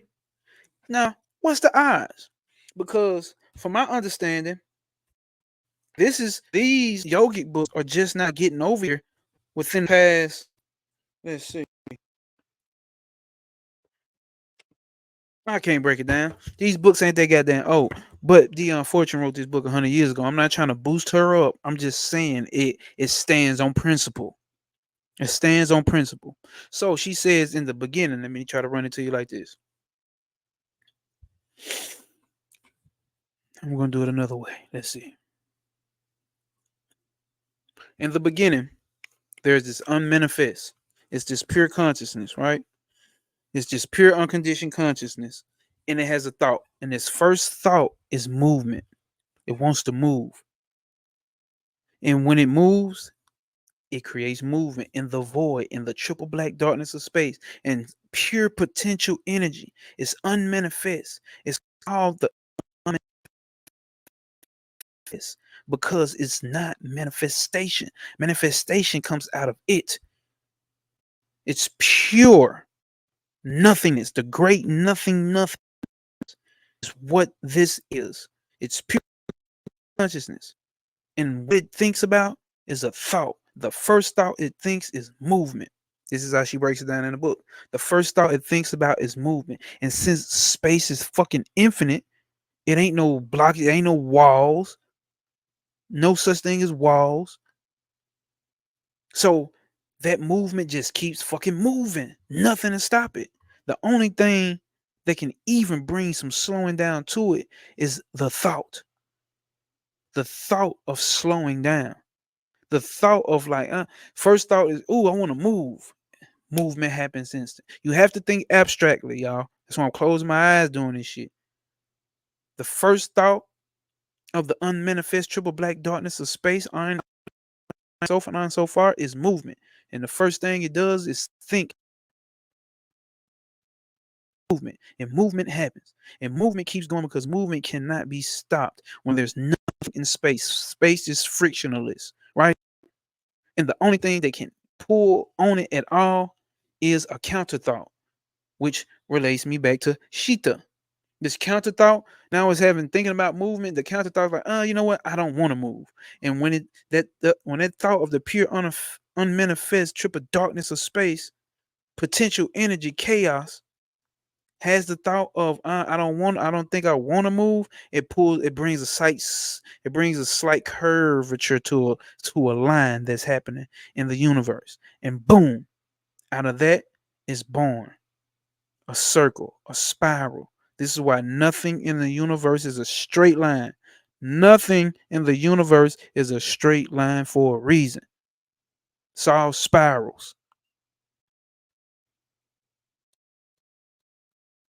Out of that, it keeps going. That slight inertia, that pull on it, brings it right back around in the eon. The first cycle. Put all the shit you've heard about cycles and this and coming back together. Put that whole cosmic serpent with his tail in his mouth. Bring all that back together. The truth gonna have witnesses, nigga.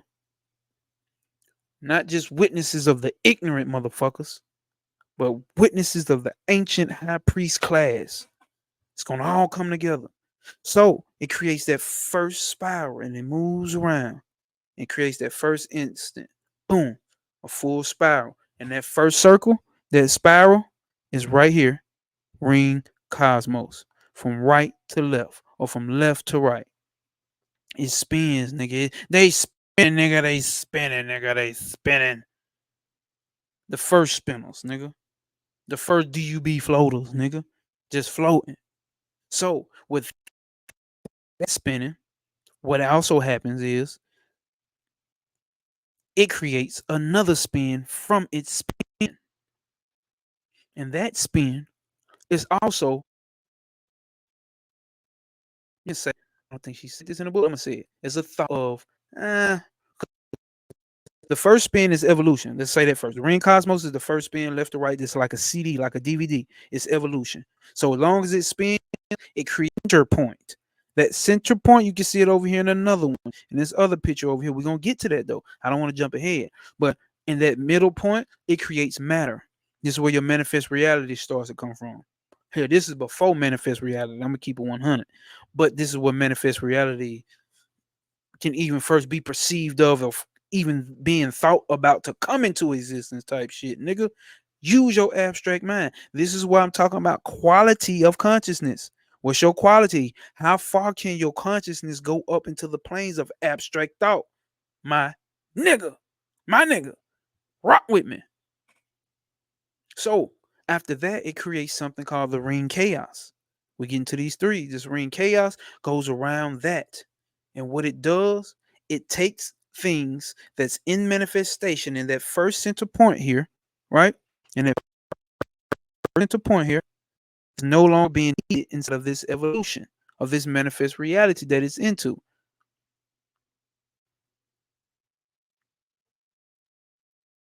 So this ring chaos takes those things out and destroys them. Not even just destroys them, just you can say destroy them. They take them out and throw them to the of the fucking cosmos. There's that's called the ring pass not. Nothing can pass that ring. So you have one force, one flat disc that's spinning, and out of its spin, it creates another spin, which is the ring chaos. So the first one is the ring cosmos, evolution. Then you have the ring chaos, devolution, dissolution. It's taking things out of existence that's no longer needed. Remember that. Taking things out of existence is no longer needed, which means it's formulating. It's creating balance. It's creating balance. Mayat. I'm making a point here, my niggas. Mayat is not the most beautiful bitch you gonna be in love with, queen, goddess, and goddesses, and divine whores. She can be cooled, depending on your level or your quality of consciousness and how you can see this. Balancing destroys things, so the balance can actually be so balancing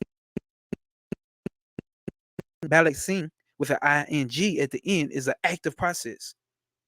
It's ugly sometimes. And then is the finished product. That's the mayat that you want. You just want the finished product. That's what's up wrong with humans. They just want the finished product. They don't want to go through the ugly, what it takes to get that. That's women and men choose they what's in there. I already want a woman who already got it together. Or a woman. I already want a man who already got their stuff. I ain't trying to build nothing with him. He need to have it together. You need to have your own house, your own car, your own credit. You need to have your own this and own that. And if you lose one, I'm leaving. You don't want you don't want bad. You don't want to be feminine for real. Because it's a process. That's what brings you up to your divinity, going through the process. And we're going to get to the process today. Fuck, nigga. Fuck, nigga. Oh, man, put a slug in you. Free Lucci. And then ring past not is the third one. So you have the evolutionary one in the middle, evolution, which can be considered good. Then you have the ring chaos, the destructive, the formulating one, which can be considered evil, bad. See why they call evil? It's not that she's actually evil by human terms. She's playing a position by setting form. We're going to get to it. And then you have the balancer, the great equalizer, the ring past not. So all that's being tossed out of the ring cosmos, the evolutionary phase, of formulating phase or circle or movement, it hits the ring not. It can't go past the ring past not. So this is creation of our cosmos. Now listen.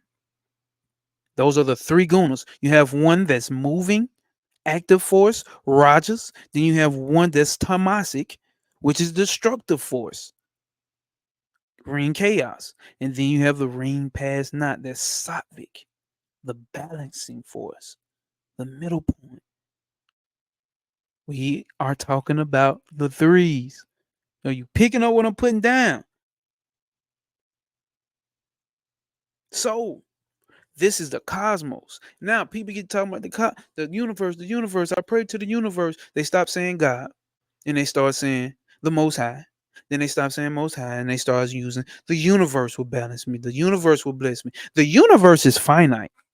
The universe is a little boy, lit boy, based on this. Also, guess what? Not just that. Based on this, on the tree of life. How do you know? Because in the tree of life, what do they say? There's infinite kethers. This is this.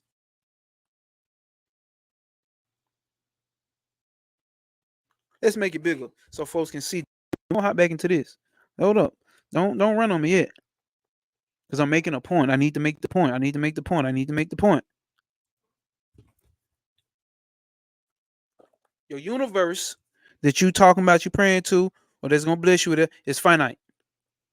This is a breakdown of our universe. If you read the Kabbalah, the magical Kabbalah, this is one aspect of one of these. If you look closer, they're the same thing. Nigga, you see how many trees that is? It's a tree of life, y'all. You see how many trees that is? They say there's infinite amounts of Kethers. There's infinite Malkuths. Malkuth is a Kether to another tree, aka the clip off. You know how many trees and universes there is? The universe is finite, but we're going to get into the cosmos. The cosmos is superior to the universe. Hopefully, you niggas, hey, I mean, you don't got to believe shit I say. Let me tell you that now. Ain't shit I say you got to believe. It has reigned true for me. And it's going to be true for me until another truth shows up. Why? Because I'm not rigid. I'm flexible, nigga. We showed Bobby what Bobby said at the beginning. Are you a Bobby Hemmitt dropout? Did you learn the magical mind to have? You start living magical. Some people don't live. That's what he's saying. Some people don't live magical. They get to that. Like, oh yeah, these niggas did. They ain't what we kings, we queens, we melanin, we gods, we this and we that. And stop there. Won't you too? You won't be that neither, my nigga. Keep going. So right here it says evolution of a solar system or miniature cosmos in the cosmos. So here's your universe. So this is the cosmos. To the top left, that's the cosmos.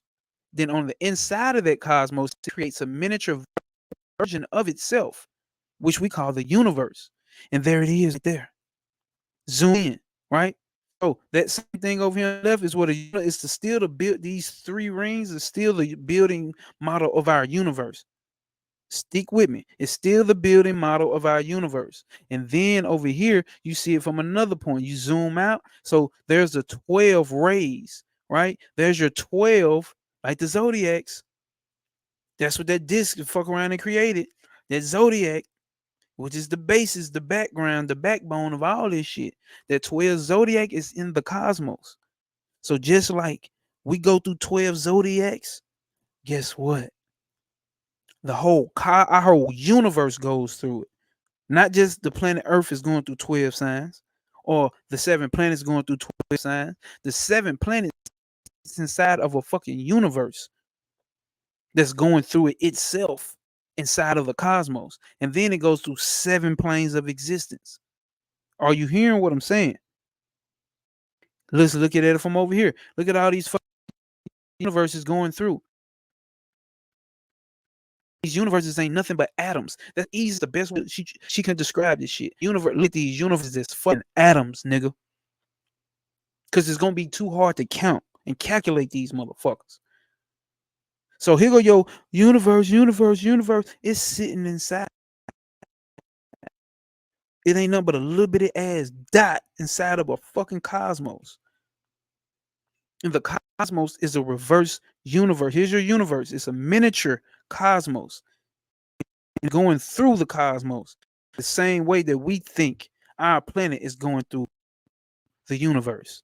Is this making sense to y'all? You have to get abstract with this shit. But guess what? So what's happening with the cosmos in this great entity, right? Let's see what's the next slide before I get into.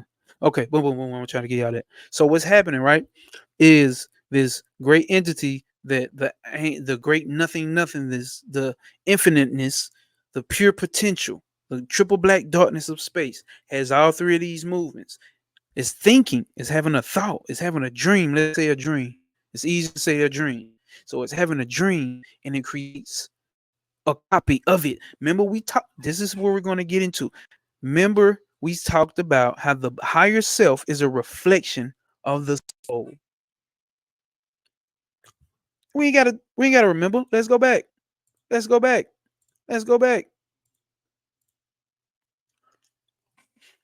higher self is a reflection of the soul. Remember this. The higher self, my booty, is a reflection of the soul, Purusha. Now let's remember, it's only a microcosm of So Purusha is a reflection of Shiva. The manifest reality, Prakriti, is a reflection of Shakti. Or you can say Noon, or you can say Mayat or Isis is a reflection of Noon or Nut. Or you can say, damn, it just blanked my mind. The cow deity in Egypt. God damn, niggas gonna kill for that one. But her her god damn. But yeah, you can say that is a reflection of that.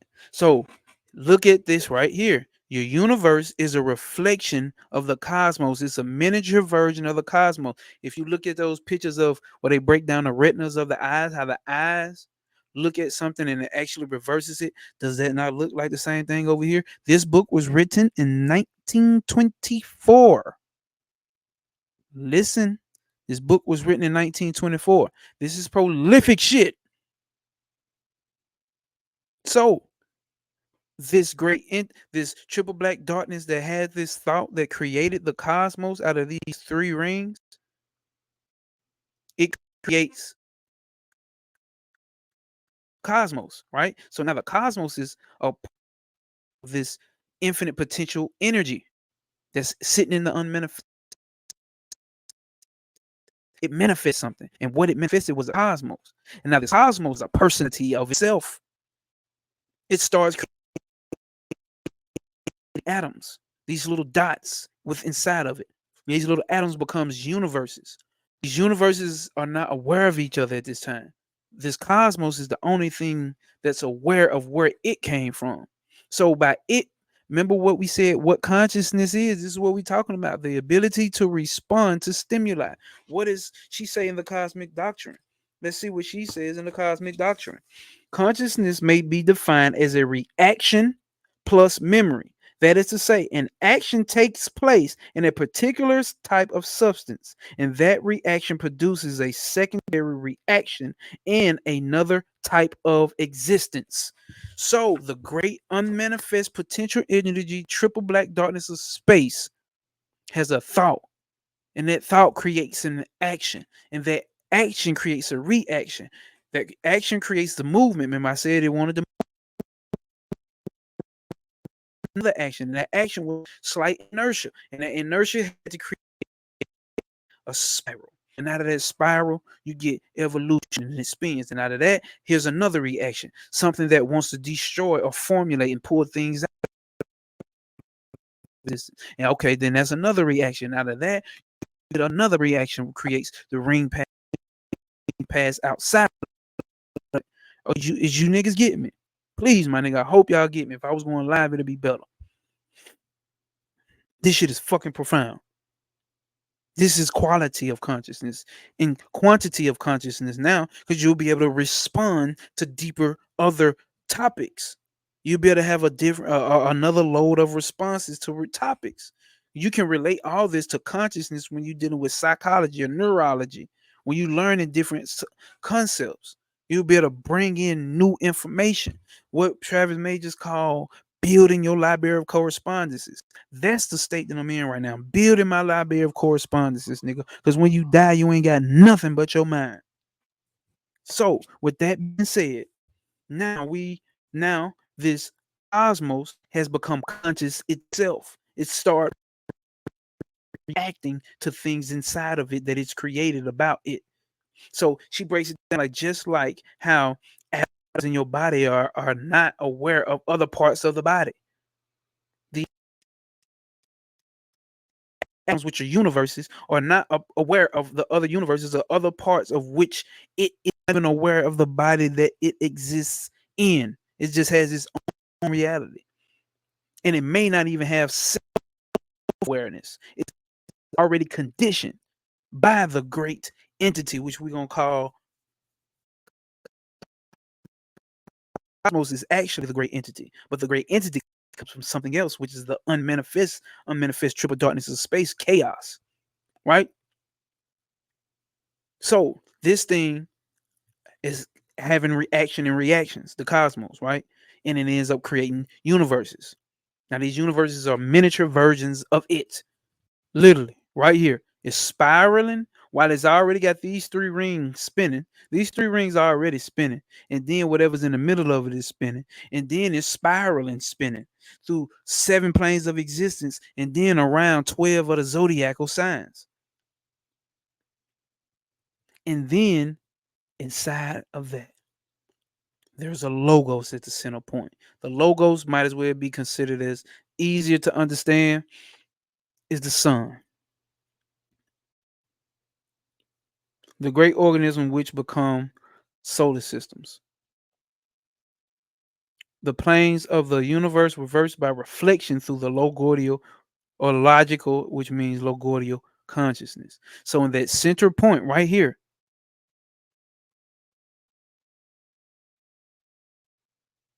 that still point is coming from here, and it's having a dream, it's having a thought about itself. So the triple black darkness of space has a thought, and that thought creates a movement. That movement, these 3 rings, and those 3 rings will create cosmos. And that cosmos has consciousness. And that cosmos is having a thought about having self-awareness about itself. Matter of fact, it's having conscious awareness thoughts. I don't want to get the awareness thoughts about itself. Then after that, it creates something. And that creation is the center stillness, which we can just go ahead and call the sun. And the sun is conscious itself. And the sun is conscious of where it comes from, which comes out of the cosmos.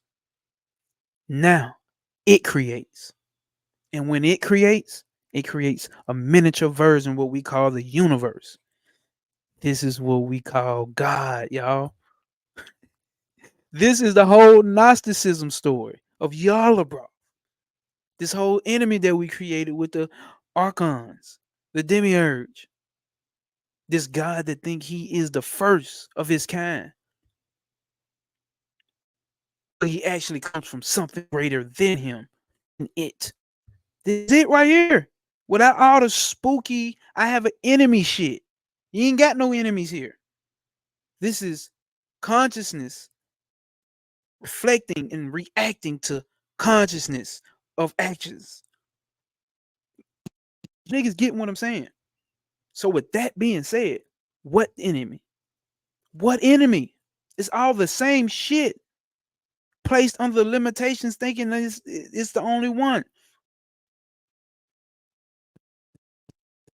It's within that universe and within that cosmos, the atoms pop up. Let's see. I don't even want to go too far into it, y'all, but I can't skip it though. There's something they call traveling atoms. So traveling atom, and I'll let you know, you can subjectively equate the traveling atom to conscious people, right? I don't have to read it, but I think it'll be best. Yeah. So these traveling atoms, bro, these traveling atoms, they go up and down these 7 planes of existence, right? So the universe is a traveling atom within itself. Keep that in mind. And then within the universe, you have 7 planets. And these 7 planets are considered atoms, not traveling atoms. We're going to get to that because traveling atoms don't sit still. Certain atoms sit still and take place. That's how you're going to get planets, these 7 planets. They stick where they need to be and they settle. These traveling atoms can't find a home. Basically, these traveling atoms don't fit in with their society and their people around, and they think different. They done went through certain lifetimes. See, going through certain lifetimes and building up certain quality and capacity and quantity of consciousness exhibits that you've been through a lot of stresses. One of these yogi books break down there's 3 levels of stresses that bring a person to want to know more. And when they say want to know more, want to make that union with God, with the highest of the highest, God, whatever you want to call it. It's external suffering, universal suffering, and internal suffering. So these suffering can be equated as stresses, because she breaks down in this book about how these atoms go through certain stresses, And these stresses make them more prolific. I don't want to say prolific, but make them more refined. They have more experience. They have more ways to react.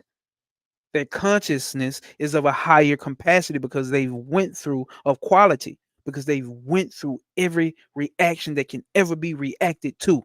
They went through every action that can ever be reacted to. And these are the traveling atoms.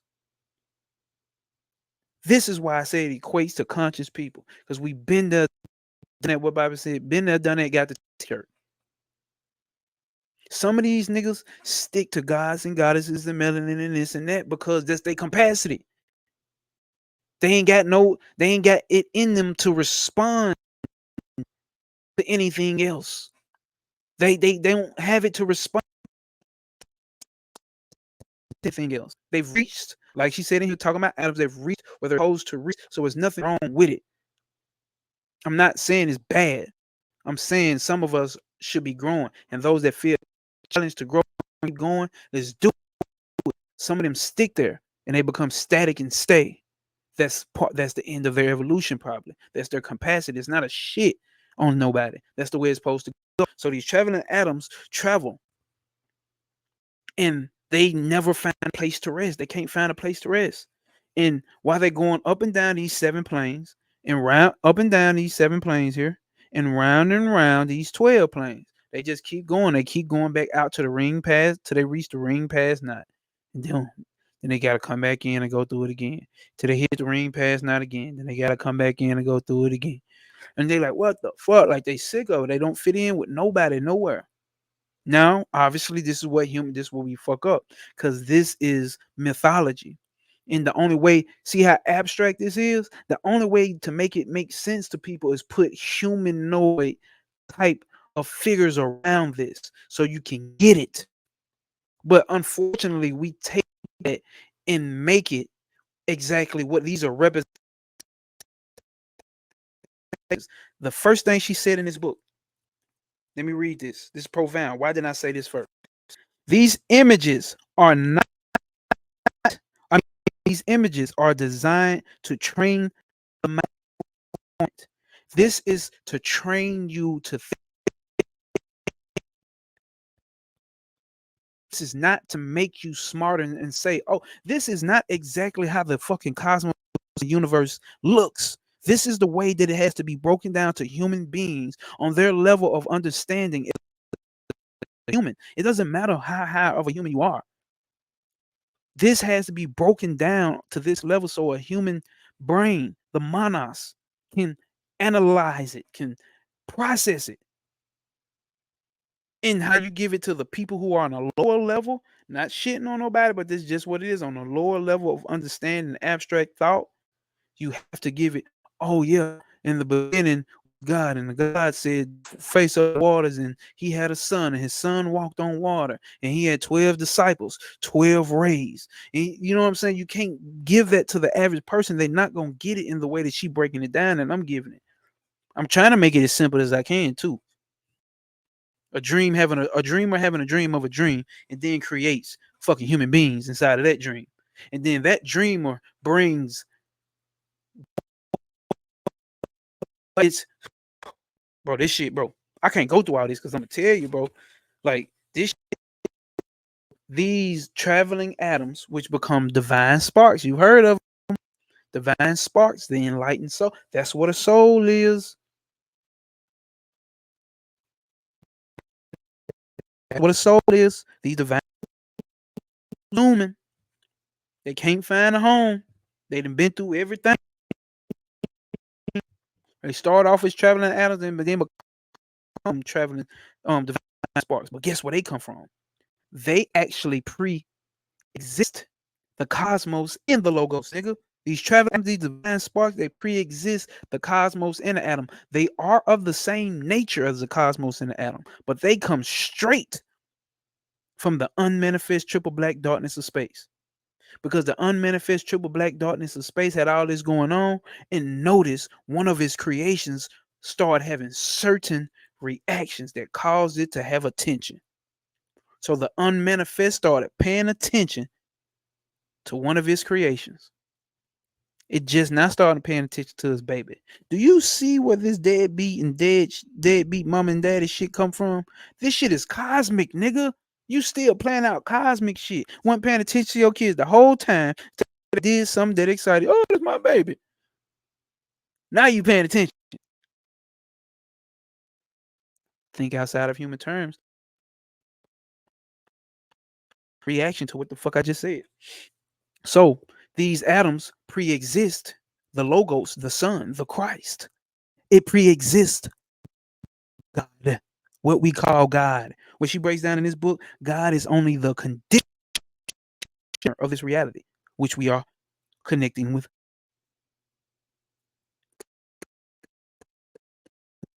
That with God, God created all of this. God created this universe. He did. It did. But this inside of the cosmos, and the cosmos is finite when it comes to the unmanifest, the chaos, the triple whence everything rose from. You see how this shit keeps going back, my nigga? So does this not line up with what Bobby Hemmitt told us about the Titans? Does this not line up with Bobby Hemmitt told us that came from the Greek mythology? The Greek mythology y'all don't like. Y'all say they stole it from Kemet. Is this not the same shit that the Kemites were saying about Apep? About Set in the pre-dynastic? We finna get to that. So these traveling atoms, my nigga. Remember this traveling atom shit. Remember this traveling atom, because this traveling atom is the soul, it's the divine spark, and it carves out paths. So as it's going on this journey, it goes through the center steel, right? It catches the logos at this center stillness point, and the logo is bringing shit into manifestation. So these traveling atoms actually see the logos, the steel point, bring existence into existence. Non-exist. It is at that middle point where the unmanifest turn into manifest. Can you hear me? The traveling the divine spark is at a point. It catches the logo, the center stillness, the God of this universe, for lack of better terms, bringing things from the unmanifest into the manifest. God damn, that's some cool shit. And it watches it, and it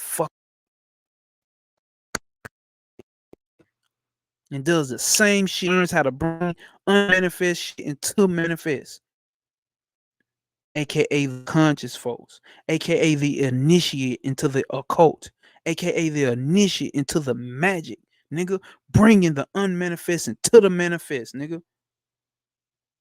Pure potential energy into the manifest, nigga. Is you niggas on that? That's what we talking about. That's what we talking about. When we talking about magic, when we talking about being woke, when we talking about being gods and goddesses, nigga, this is what we talking about here. Can you even grasp this concept? But guess what? It caught it at a certain point. It didn't just willy-nilly do it. It paid attention to patterns, and it created a pattern, and it created a path. And if you look at the tree of life, they have 32 paths or 22 paths to be more direct. I'm thinking that's what these paths are carved out of, because I talk to conscious people. Conscious people, if you listen to them, all of our stories or the content within it, like what we went through on a personal level is different. But if you sit back and look at it on a subjective scale, everybody's going through the same type of shit. All conscious people going through the same type of shit. Human in general are going through the same type of shit, but the reactions that we have, the consciousness, the ability to react, consciousness plus memory, reaction plus action equals whatever the fuck she said over here. How react to these stimuli? Conscious people do a certain thing about it. We move a certain way. Remember, we don't find places within our reality with our family or our friends. We stand out. We different. Did you picking up? This is what she's saying about the traveling atom. Matter of fact, this is even before she gets to manifest reality, because we have an abstract mind. We can correlate it to us though, right? Because we've done studying, because we went to Bobby Hemmitt High School, because we went to Brother Panic occult knowledge, understand we can connect the dots. So these traveling atoms catch the logos, bringing in shit from the unmanifest and bringing it in. And it picks up on it and it learns how to do that on its fucking own, nigga. Profound shit, nigga. But guess what? I got some shit that I learned from the mystical Kabbalah that I've been reading the book on my own. Now I'm at the point of mystical Kabbalah where I'm at, where she's actually, so she's finally getting to the Sephra, right? 10 or 11, however you want to say, with Doth. So she's getting into the 10th Sephra. And bro, this bitch said something so profound in Kether that I know niggas is not doing with they magic. It was so profound to me, I had to go back. I had to go find Travis shit. I had stopped watching his videos and I'm getting my own breakdown. I'm talking about specifically on the mystical Kabbalah. I said, what the fuck? And I read this shit. Go back. So I gotta bring this shit up in this video. Less than 3 hours. So this shit, y'all. I'm sorry. Well, I mean, no more than 3 hours. So now we're talking about the 3, and we're talking about that traveling atom who wants to make his own way. So we still talking about the 3, the number of manifestation. 3, boom. What do we see here? Now, this is the tree of life, what I was just talking about, right? A great book on it, Mystical Kabbalah, Dion Fortune. Let me read this part first, right? This was because we're talking about these traveling atoms who found out how to bring things to manifestation, just like the God of this universe was doing, bringing stuff from the unmanifest to the manifest, right? So this is what she talk about right here. The cosmic, this ensures that the operation shall be in harmony with the cosmic law. The balance of natural force is not likely to be overset. It is essential to the safety of the magician. They should conduct his operations in accordance with cosmic law. You should be doing your magic in order cosmic law. Therefore, he must seek to understand the spiritual principle problem and work it out accordingly. Every operation, therefore, must have its final unification. Check this out. Therefore, every operation, must have its final unification or resolution in Ehe. Heie. That's the God name for Kether and Absolute. There's 4 worlds. So, nigga, when you doing your math, when you doing basically your math, when you doing your magic, nigga, are you pulling from Kether up here, the crown? Or are you doing magic just that deal with Netzach, which deals with Venus? Or you doing sun magic? Or you doing Mercury magic? Or you doing moon magic? Or maybe you're doing Jupiter magic? Or maybe you're doing Mars magic? Maybe you're doing Saturn magic. But if you pulling, she get to it, bro. She say how all this shit is unbalanced. And if you just pulling, you just doing magic from here. I'm guilty. Am I? Yes, I am. I'm guilty. Something new to be added to your magic, and I want to give it to you. The invocation, okay. The invocation of deity under the name of, that is to say the affirmation of pure being, eternal, unchanging, without attributes or activities, underlying, maintaining, and conditioning all. This is what we just ran through, all that shit dealing with the higher self, the pure unconditioned consciousness. Are you pulling your magic from pure unconditioned, have unused energy? Is the form of the primary formula of magical working. It is only when the mind is imbued with the realization of this endless, unchanging being of the utmost concentration and intensity that it can have any realization of limitless power. It is once they have reached realization of endless, unchanging of the utmost concentration and intensity, realization of limitless power. So once you get this down pat, all that magic you've been doing been limited. What if you can have unlimited? Because it's coming from the unmanifest, because it's coming from untapped, potential energy. Is the unmanifest chaos, pure chaos. It can be anything, and it's infinite. So if you're pulling from these other sources, is that infinite? If you're pulling from Mars, Venus, Jupiter, is that infinite? If you're pulling from the moon, is that infinite? Energy derived from any other source, is limited and partial energy.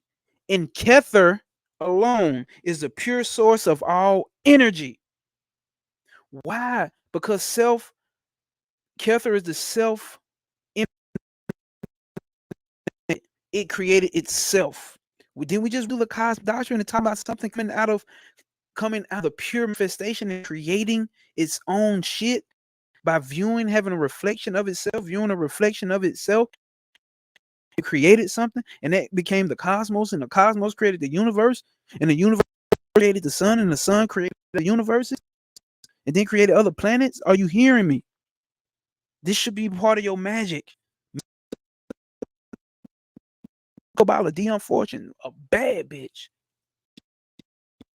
The operations of the magicians that aim at concentrating, the operations of the magician that aim at the concentrating of energy. Operations do not aim at concentrating on energy.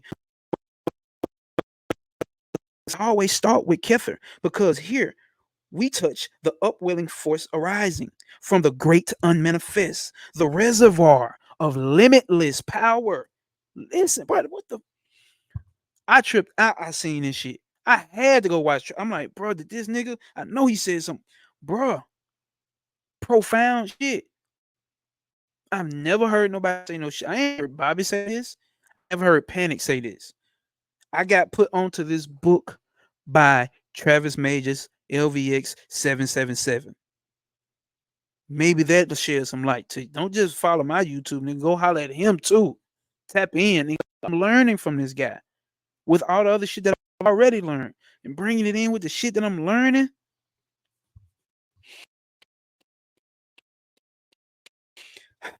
It is through Kether from the great unmanifest, hidden beyond the veil of negative existence, that power is drawn from. If we draw power from any specialized sphere of nature, we are, as it were, robbing Peter to pay Paul. Yo, magic is broke nigga magic. The magic I've been doing been broke nigga magic. I'm robbing from Peter to pay Paul. So what does that mean? Eventually you're gonna have to pay for it, nigga. All that little magic you sending, that little love magic you sending, you pulling love from somewhere else. All that attack magic you want to send it somebody, you know what you're doing. Cause and effect. Come back your way. If we draw power from any specialized sphere of nature, we are, as it were, robbing Peter to pay Paul. Petty magic, broke nigga magic. This power has come from somewhere and gone somewhere, and it has to be accounted for at the final reckoning. It is for this reason that it has been held that the magician pays in suffering for what he wins by magical means. This is true if its operation is performed in any of the lower spheres of nature. But if it starts in Kether of Absolute, he is drawing unmanifest force into manifestation. He is adding to the resources of the universe, and provided he keeps the forces in equilibrium.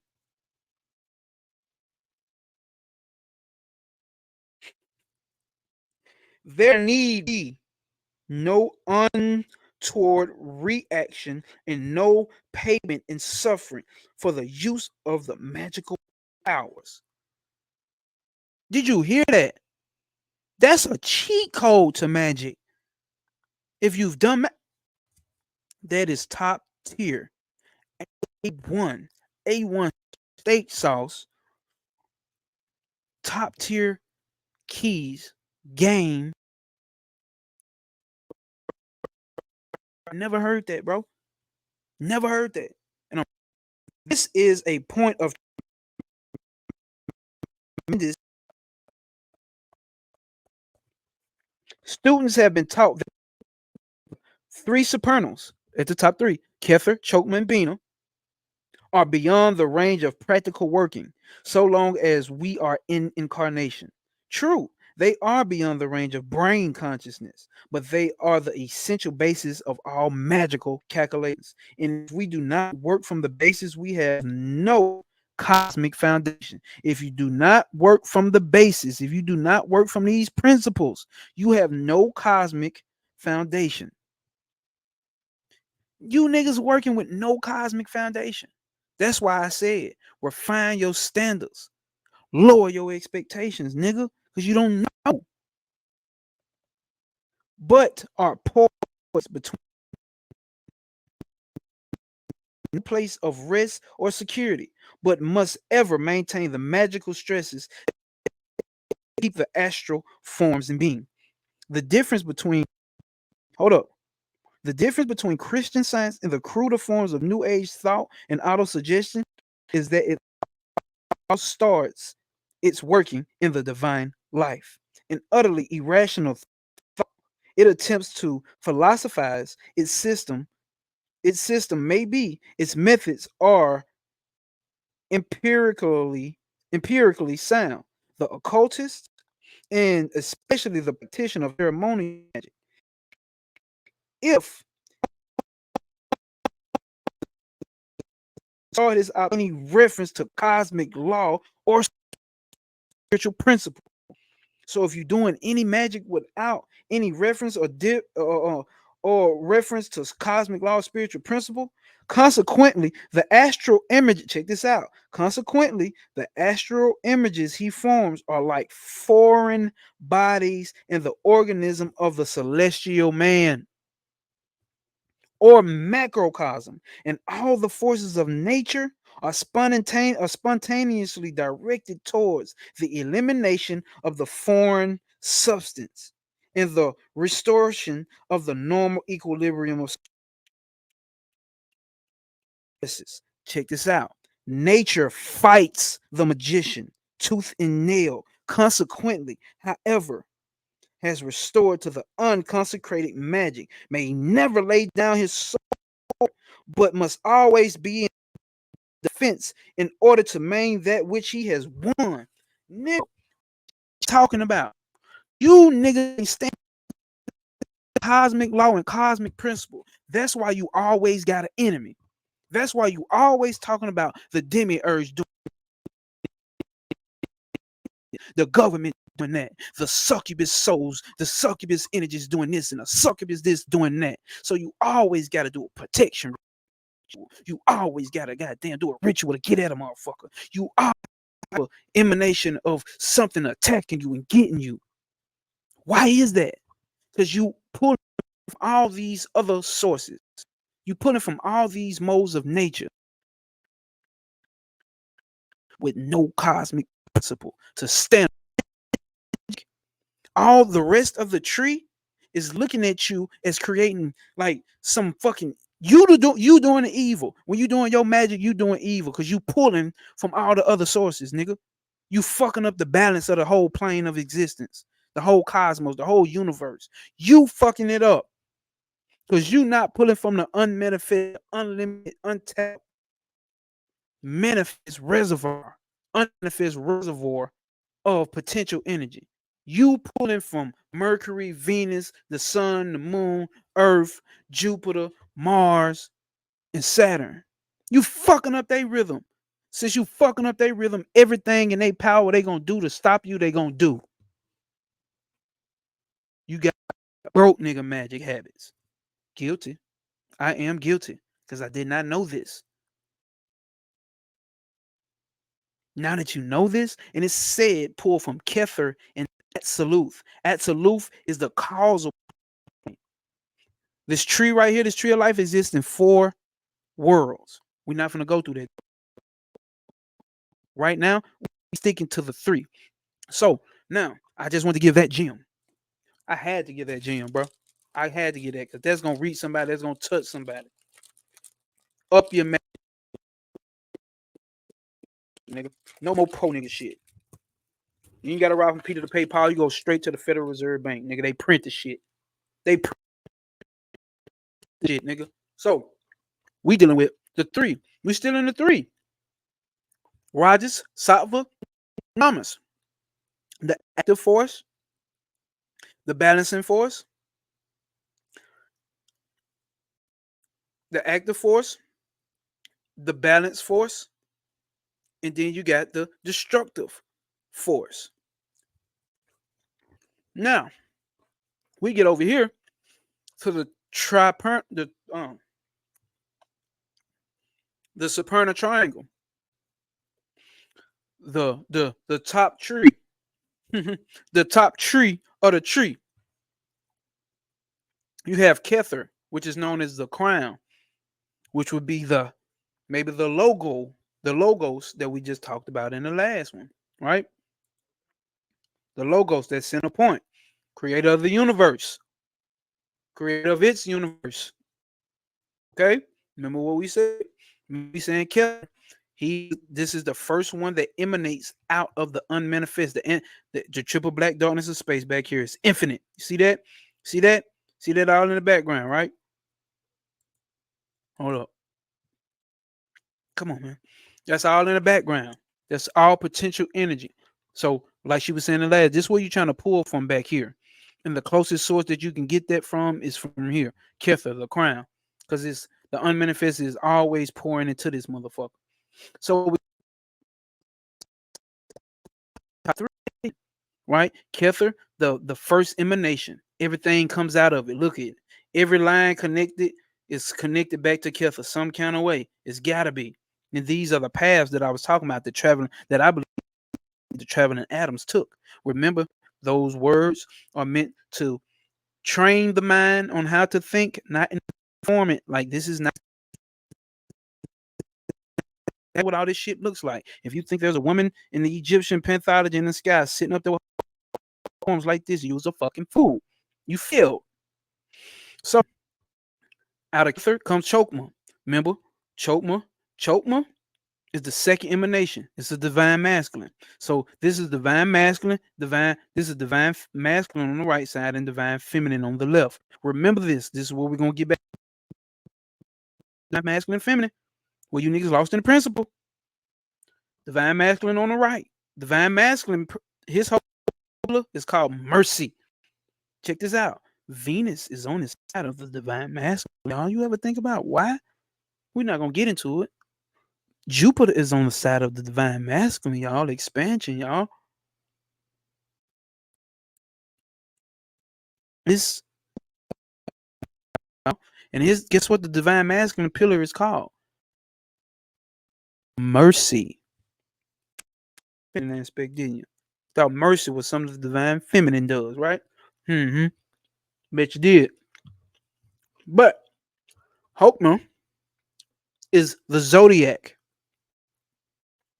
So the zodiac come into existence before planets even exist. Because planets come out of, we're going to get to it. So these 12 rays, remember we just went through these 12 rays. Look at these 12 rays. I want you to pick up what I'm putting down. Pick up what I'm putting down, these 12 rays. That's Hokma. And that's the divine masculine aspect. And divine masculine receives everything from Kether, coming straight out of unmanifest, receives that and shoots that out of that dick and put it over there to that pussy. That pussy is called Bina. This is the divine feminine. This is where she comes into play. But as you can see, she's connected to the crown too. She's connected with Kether, the first emanation out of the unmanifest as well. But it goes 1, 2, 3. Information, that nut over into her. And she formulates. Bina is Saturn. From down here, you think about Saturn. This is Earth down here. From down here, you think about Saturn. Looking up, it's a man because it's shooting down. It's the one sending energy out.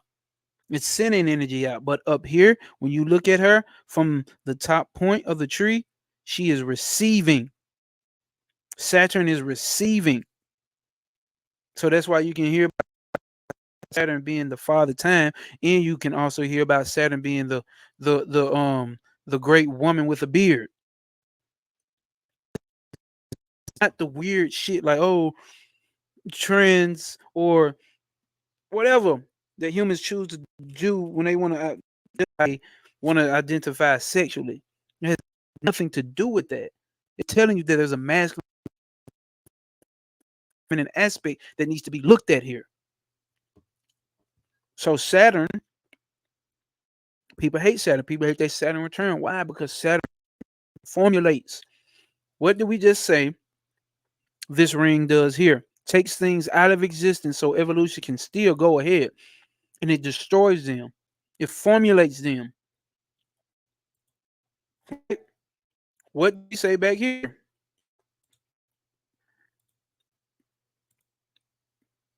Hold up. What did we say with the three gunas? Because all this shit is about the three. Sattvic, Rajas, and Tamasic. Tamasic destroys. It removes. If you're going to formulate something, you have to destroy something. You have to remove things. If you're going to be Mayat and create balance, you have to start balancing. And balancing is removing things. This is the divine feminine aspect. She, the divine feminine aspect, Saturn Bina, is the great mother, the dark goddess. This is where the concept of dark goddess comes from. She's the first time you'll be able to see it in manifestation, because Chokmah and Kether are not planets. The zodiac starts first, and then the first planet comes out. The first planet is Saturn, Bina. And out of Bina, then you get the second planet, Jupiter. So, Chokmah Bina formulates. Formulate this shit and formulates this shit. If you down here looking up at Bina, she's a bitch. You hate that bitch. She's evil. She becomes Sit. Sitan, Sut, Set. The evil one in the Egyptian pantheon. The evil one in a Hebrew, in a Christian Bible. Why? Because they hate forming. Or maybe they don't. Maybe they playing the cosmic game. Maybe that's why Mohammedanism and Islamism, they keep their woman covered up in black. Did you think about that? Do you think there's probably set limits? Because that's what the divine feminine does. Sets limits. Maybe they just follow tradition and don't really know this. It's just been ingrained into them. Maybe that's why they go black cube and their holy energy to it. Maybe it's just a representation. Ain't no maybe. It's the black cube. It's Saturn, the formulator. All planets were formed out of Bina. Every planet. It's only 7 original planets. All that other shit, you can get whatever. I'm sticking to what the ancients talked about. So we have these three. Look at these three. Now we're going back to the three gunas again. Kether, the great balancer, the blissfulness, the Godhead. Then you get Chokmah, the active force. How you know it's active? It stuck that dick and sent that shit on over, sent that information on over to Bina. Look at the top over here, Bina. They got the scales on this one. It's the balancer. It's my yacht, nigga. I'm not making this shit up because I want to make it make sense. I'm reading and studying. It's my yacht. Saturn is my yacht. It's the balancer. So outside of that, dog, Bina creates the rest of the planets. Here comes Jupiter. Here comes Mars. Here comes the Sun. Here comes Venus. Here comes Mercury. Here comes the Moon. Here comes the planet Earth. Then with that, we got the three again. And those who say, "Oh, that's the Hebrew shit and that's the white folks shit. White folks great." Oh, what's this over here? Ain't this Egypt? I know you've been looking at it the whole time. I really should have jumped straight into it. The triple black. It's a space. The triple black goddess. It's right here in the back over here too. There's Noon. That's her. The triple black goddess is a reason why they have their hand right there at her vagina hair and right the breast. Because this is from whence you come, is whence you go back into. And then you recreate it again. Once you come, you go back into recreate it again. That's why his hands is set up like that. Why do you think? You can see it. You have to use the abstract mind to see the same thing as the tree of life in Kemet, niggas. I ain't seen bring this out. I done brought this out. So somebody else done it, cool. But this ain't nothing. So what? Same shit. It's just a discovery I made. Like, damn, here go. And here go the two pillars. The pillar of severity and the pillar of mercy. The pillar of severity and the pillar of mercy. Here's the three supernals. The top three of the tree is called the three supernals. Kether, Bina. Then what's at the bottom? The green. Malkuth, Geb, Earth. It's right there in your face. Right there in your face. The tree of life in Kemet. The three supernals in Kemet. These three gunas that we still talking about. That's in the Vedic information for people who don't want to hear the Vedic shit. It's in your Egyptian shit too. But it's so fragmented over there, my nigga. You need to know all this shit is our shit. All this shit is our shit. Not just Egyptian shit. You niggas get stuck. That's what Bobby was talking about. You gonna sit there and just accept what you know, and the rest of these niggas is dead, or you gonna keep going further and accept that you don't know. Then that's when the gate open up, nigga. Nigga, ready for the gate to open up, nigga? Or you niggas gonna sit at the gate and wait for your next incarnation? Not I.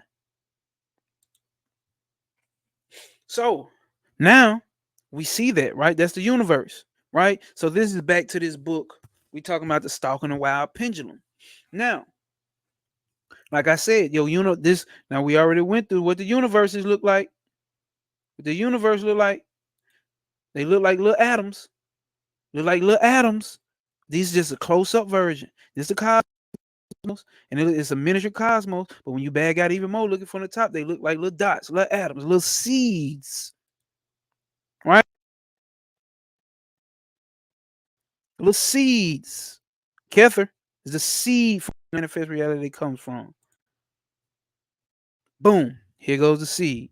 Again. Right? Remember we talked about in the other book, Something You Got Sean? If you want a potent cause, you need to if you want a potent effect, you need to have a potent cause. If you want a desired effect, you need to have a potent cause. So when you have a seed, nigga, if you want an apple tree, nigga, you better have apple seed, nigga. Other than that, you ain't get no apple tree. And then even after that, they got to be set in the right conditions to get the desired effect. Here's the seed. Here's the egg. Here's your universe. Niggas talking about they going to play. What the fuck is you ain't get what we getting with that?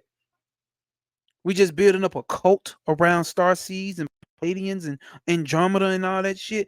Andromeda ain't nothing but some little bitty dots sitting inside this shit. They in the same shit we in. So from out the white hole, the Big Bang, boom, the first emanation comes in. Out the white hole, the Big Bang comes out the darkness. Boom. Kether comes out of darkness. Boom. Makes that first sound. The first emanation out of the darkness, my nigga. Into manifest reality. Boom. White hole. And that's the beginning of time. Check this out. The beginning of time is exactly the end of time as well. Because on one end, you have the white hole universe where the manifest reality bursts out. Look, it breaks it down right here. It burst out, nigga. It burst out. Burst out. And it goes around. And since there is a loop-de-loop that we showed you, the ring cosmos, right? We showed you the ring cosmos. Then we showed you the ring chaos. And then we showed you the ring past not. So your ass is going out all this right here and right now. You can't do nothing but go in the circle. This bitch wrote that book 100 years ago. He wrote this in the 70s. And then we took it back to way before fucking any technology of any sort that we know about. We took it back to Egypt where all this shit still strong. We took it back to the Vedic information where all this shit still stands strong. And now science is getting it. They're late. The white hole, we exit out of the white hole and we swing back around. And now this is the more zoomed in version of our observable universe. This is the zoomed out version coming out the white hole. So you're going galactic north or galactic south and 30 degrees here. And galaxy is sitting right there. Then you got our universe moving. You got our little galaxy right there. Then you got the individual. So, and then it reaches that point at the end. When it reaches that point, it go up or it has to go south. We're going up. We hit the second phase, the third phase, whichever phase, because I can't read all this. So at this time, it says sudden expansion of space-time. So at this time, we have more subjective time. We've evolved more once we hit this middle point. See, once we hit that mental point, as we hit that middle point, that's when devolution starts happening. That's when a whole bunch of extremities start happening. That's when the universe starts to collide and collapse in on each other. That's when that destruction of the universe comes and we go back to whence we come from, which is a black hole. Black hole is just the other end of a white hole. White hole is just the other end of a black hole. And restart of time, my nigga. Does that not remind you of something? Does that not remind you what motherfuckers talk about? Like, hey, I'm done. I ain't incarnating no more. I ain't incarnating no more. But this is my last time incarnating. I ain't coming back. I ain't coming back. But you talking about Palladians and star seeds and all that shit? Nigga, they all in here with your ass. They in here with your black ass, your white ass, your yellow ass, your brown ass, your green ass. All y'all ass is sitting up in here. The point is how to get the fuck out. Right? If that's what you want. Eventually you are coming to do that. That's what we're here to do. Because like I said at the beginning, Kether, where we learned about Kether, is a malkuth to a whole nother tree. So the top of the tree, top of this tree is a malkuth, and malkuth is the bottom thing down here. Let me move it. Malkuth is the physical reality down here, the lowest part of the tree. Still divine. Let's get that straight too. Everything on this tree is still divine. But there's levels to this shit, but nonetheless still divine, and everyone plays their part. Because it wouldn't, the whole wouldn't make sense if one was taken out. So Malkuth is the lowest part of the tree. So remember, Kether is the highest part of the tree. But Kether is even a lower part to some other tree. It's infinite. Infinite. Shout out to W. Butler. There's infinite amount of trees. You see what I'm saying? The goal is to become what Bobby tells us. You graduate Bobby Hemmitt High School, you graduate Penn High School, become your own guy, become your own. Nigga, was I going to read something from that? I was. So remember all this, right? Coming out the egg and going back and wrapping back around the egg. The black and white hole. What does that remind you of? What the fuck does that remind you of? We finna get to it. This is how we gonna end it, my nigga. This is how we gonna end it. Now, we always see this snake. We always see this serpent. We always see this snake and serpent. It's evil, it's this and it's that. But the cosmic serpent is represented with manifest reality. The serpent on a tree in a tree of life, or that was in a tree of the garden, it's the same shit. That's the same tree. Remember, said you can eat from the tree of life and not the tree of knowledge of good and evil. This is the tree of life we were just breaking down. This is the tree of life. Why do they have a serpent wrapped around it? When the serpent was supposed to be wrapped around the tree of knowledge of good and evil in the Bible. But this is wrapped around the tree of life. Why is there an egg with a serpent wrapped around it? This cosmic egg that we broke down. I ain't gonna mispronounce it, but the Vedics have a term for the cosmic egg, and it actually represents the Akashic records, one of the 5 elements. Why is an Egyptian hieroglyphic have the serpent wrapped around a tree? Why is that? What's up with this serpent? What's up with this tree?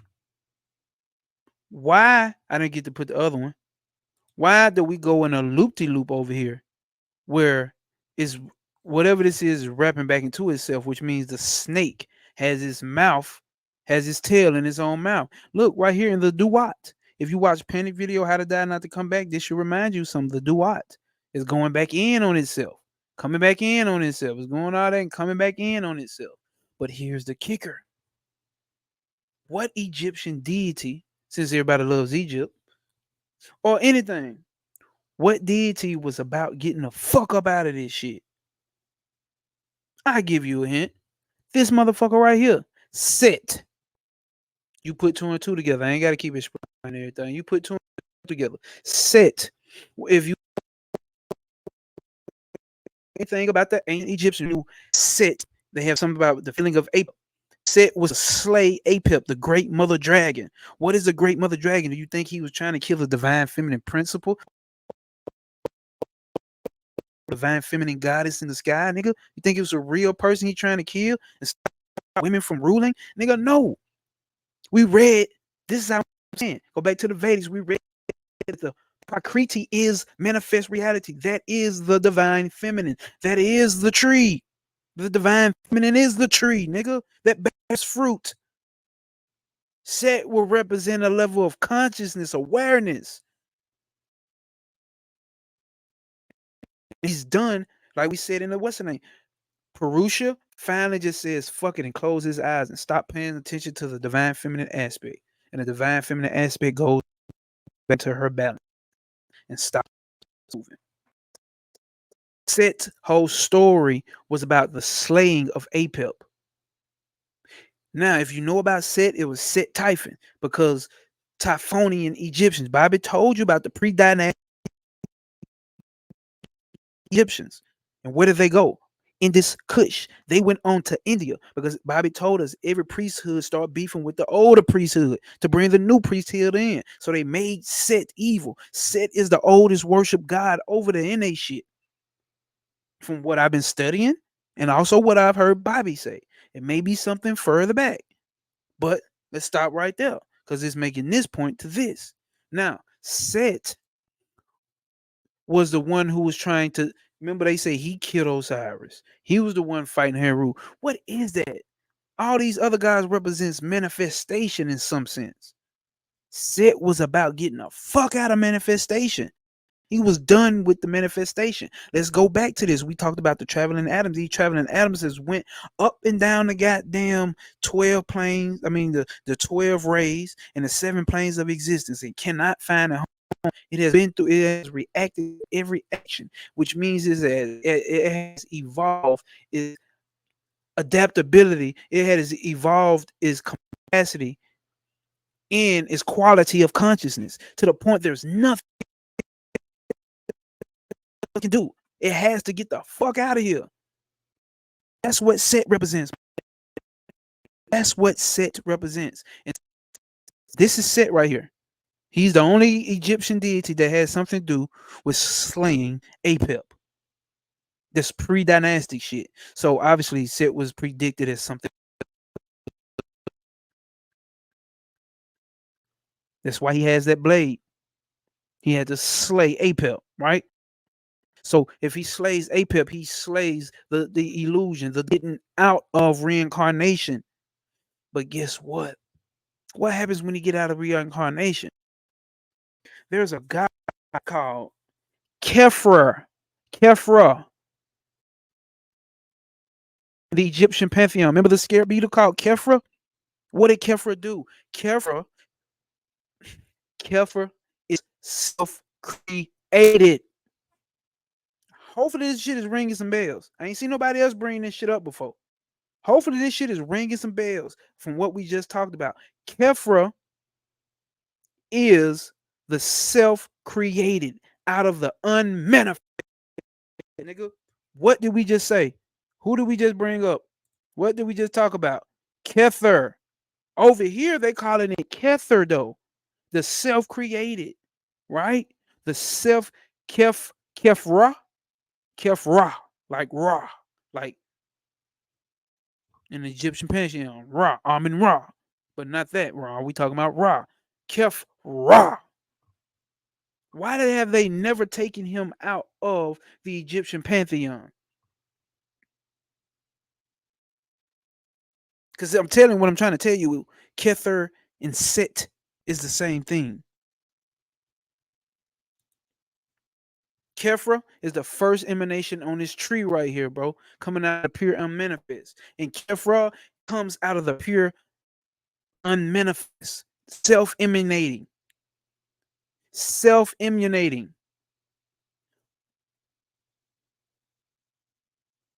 Kefra and Kether. A Kether, if you want to be more ratchet with it. A Kether.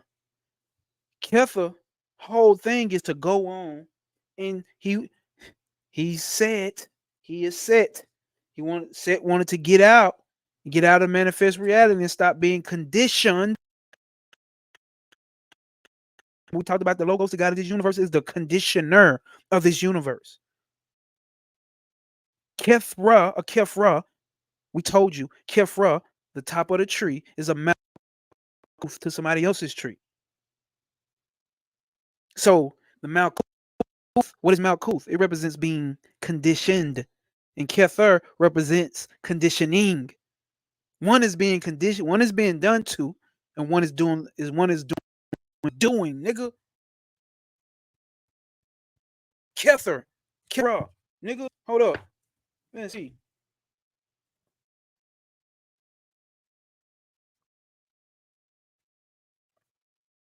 Oh,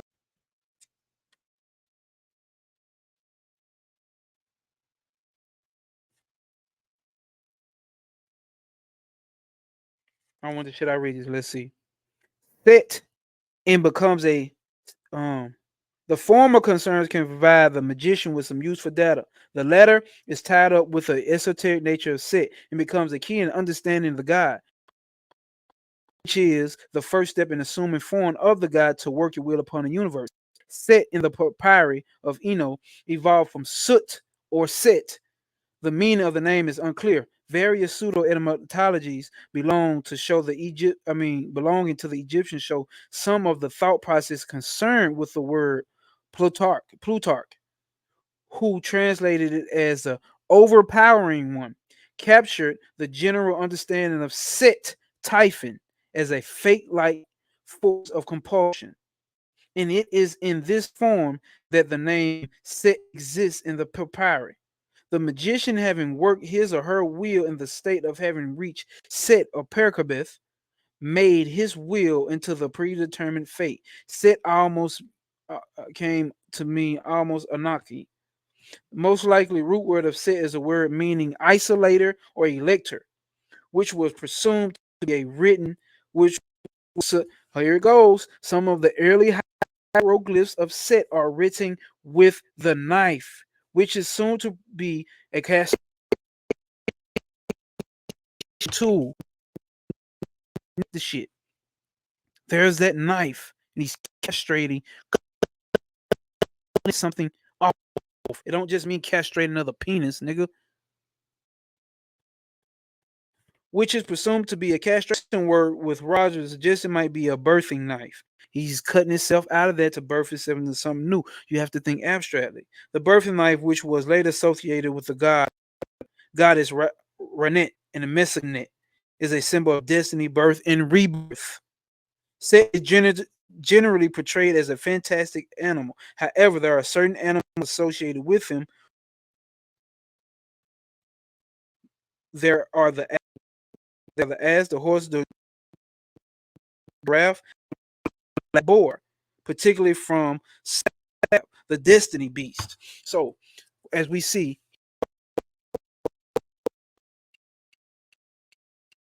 let me show you what he also shows up as, because that's not it.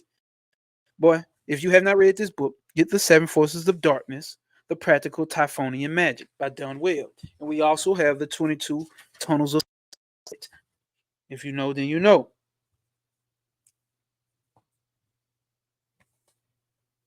Check this out. This is actually from one of the spells in his book. It says, I have came into being, and by my coming into being, the way of coming into being came into being.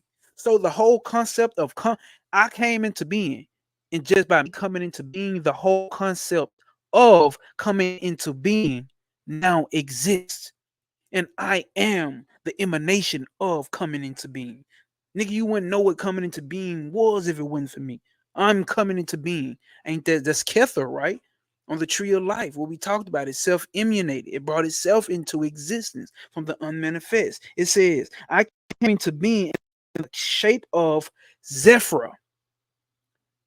Kefra, Zephyr. This is Egyptian shit, y'all. This is Egyptian shit. All right? It's spelled Z.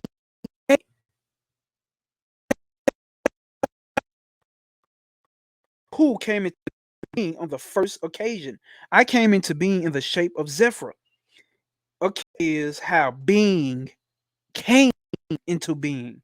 I was the first cause of first causes.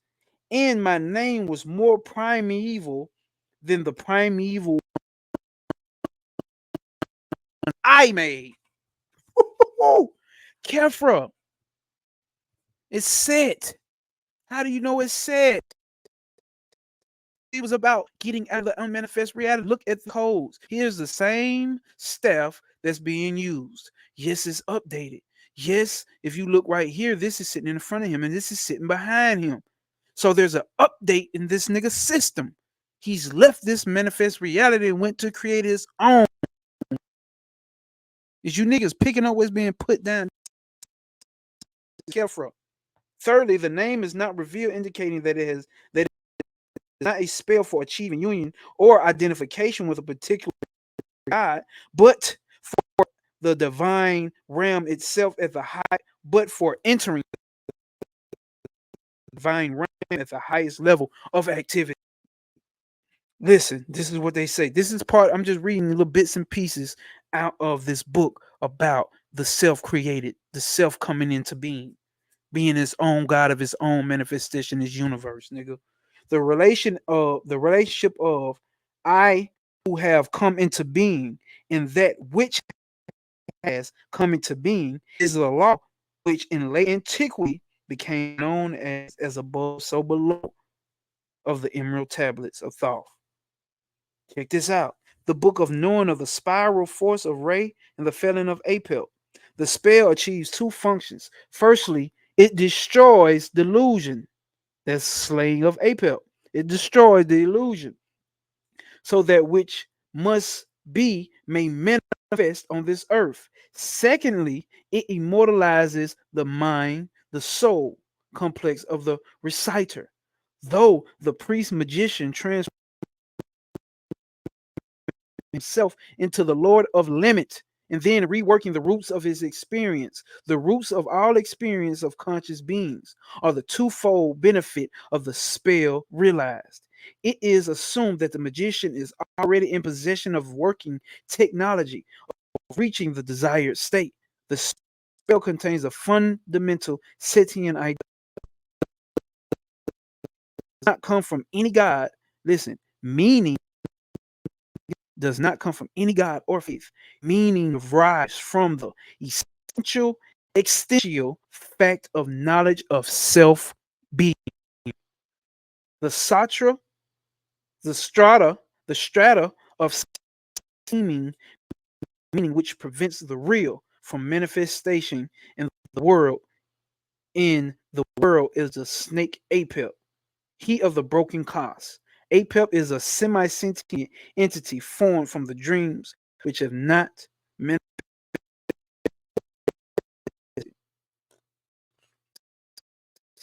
The unnamed God is the God of the limit of consciousness. All of self versus non-self.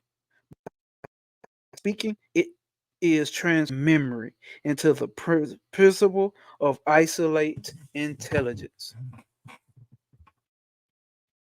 The Lord of form, the God of form. What did we say creates form? The left hand pillar. Bina, the divine feminine, bro. This is what I'm talking about when we get to the divine.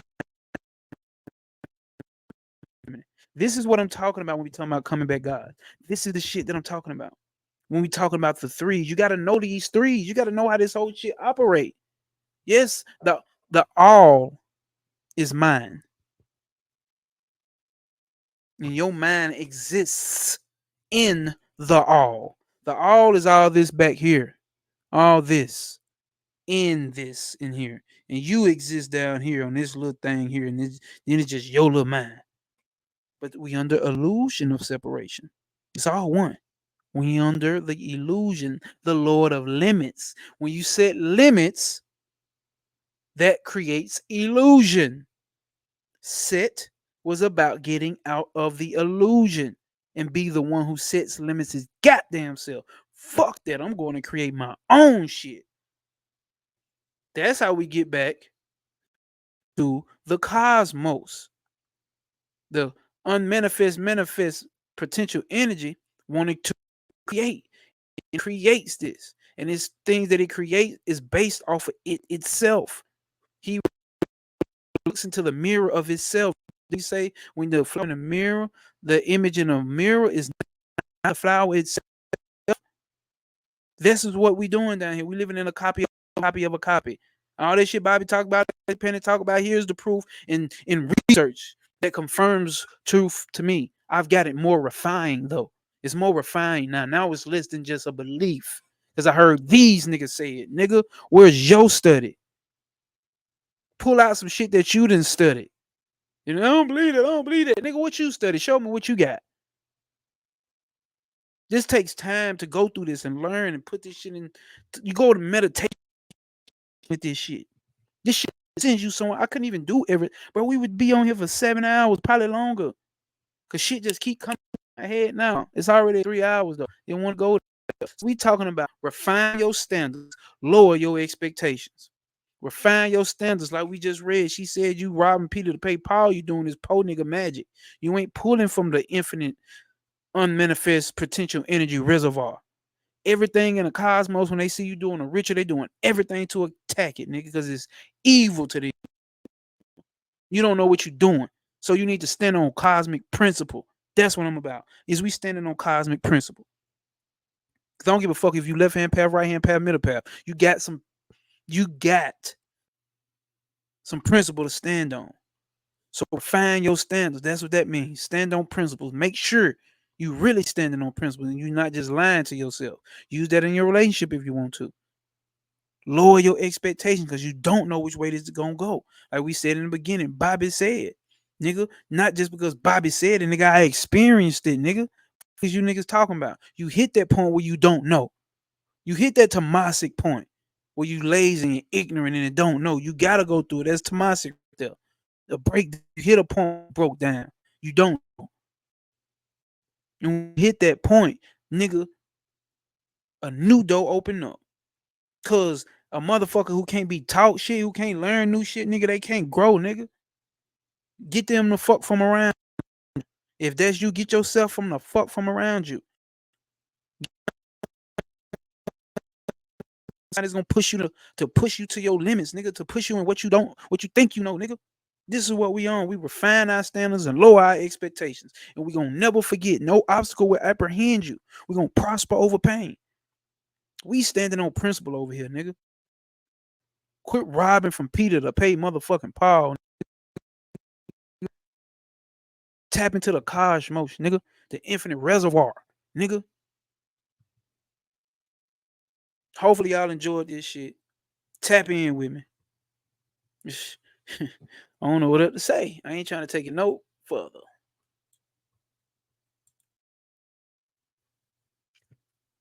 Oh yeah. Fuck you.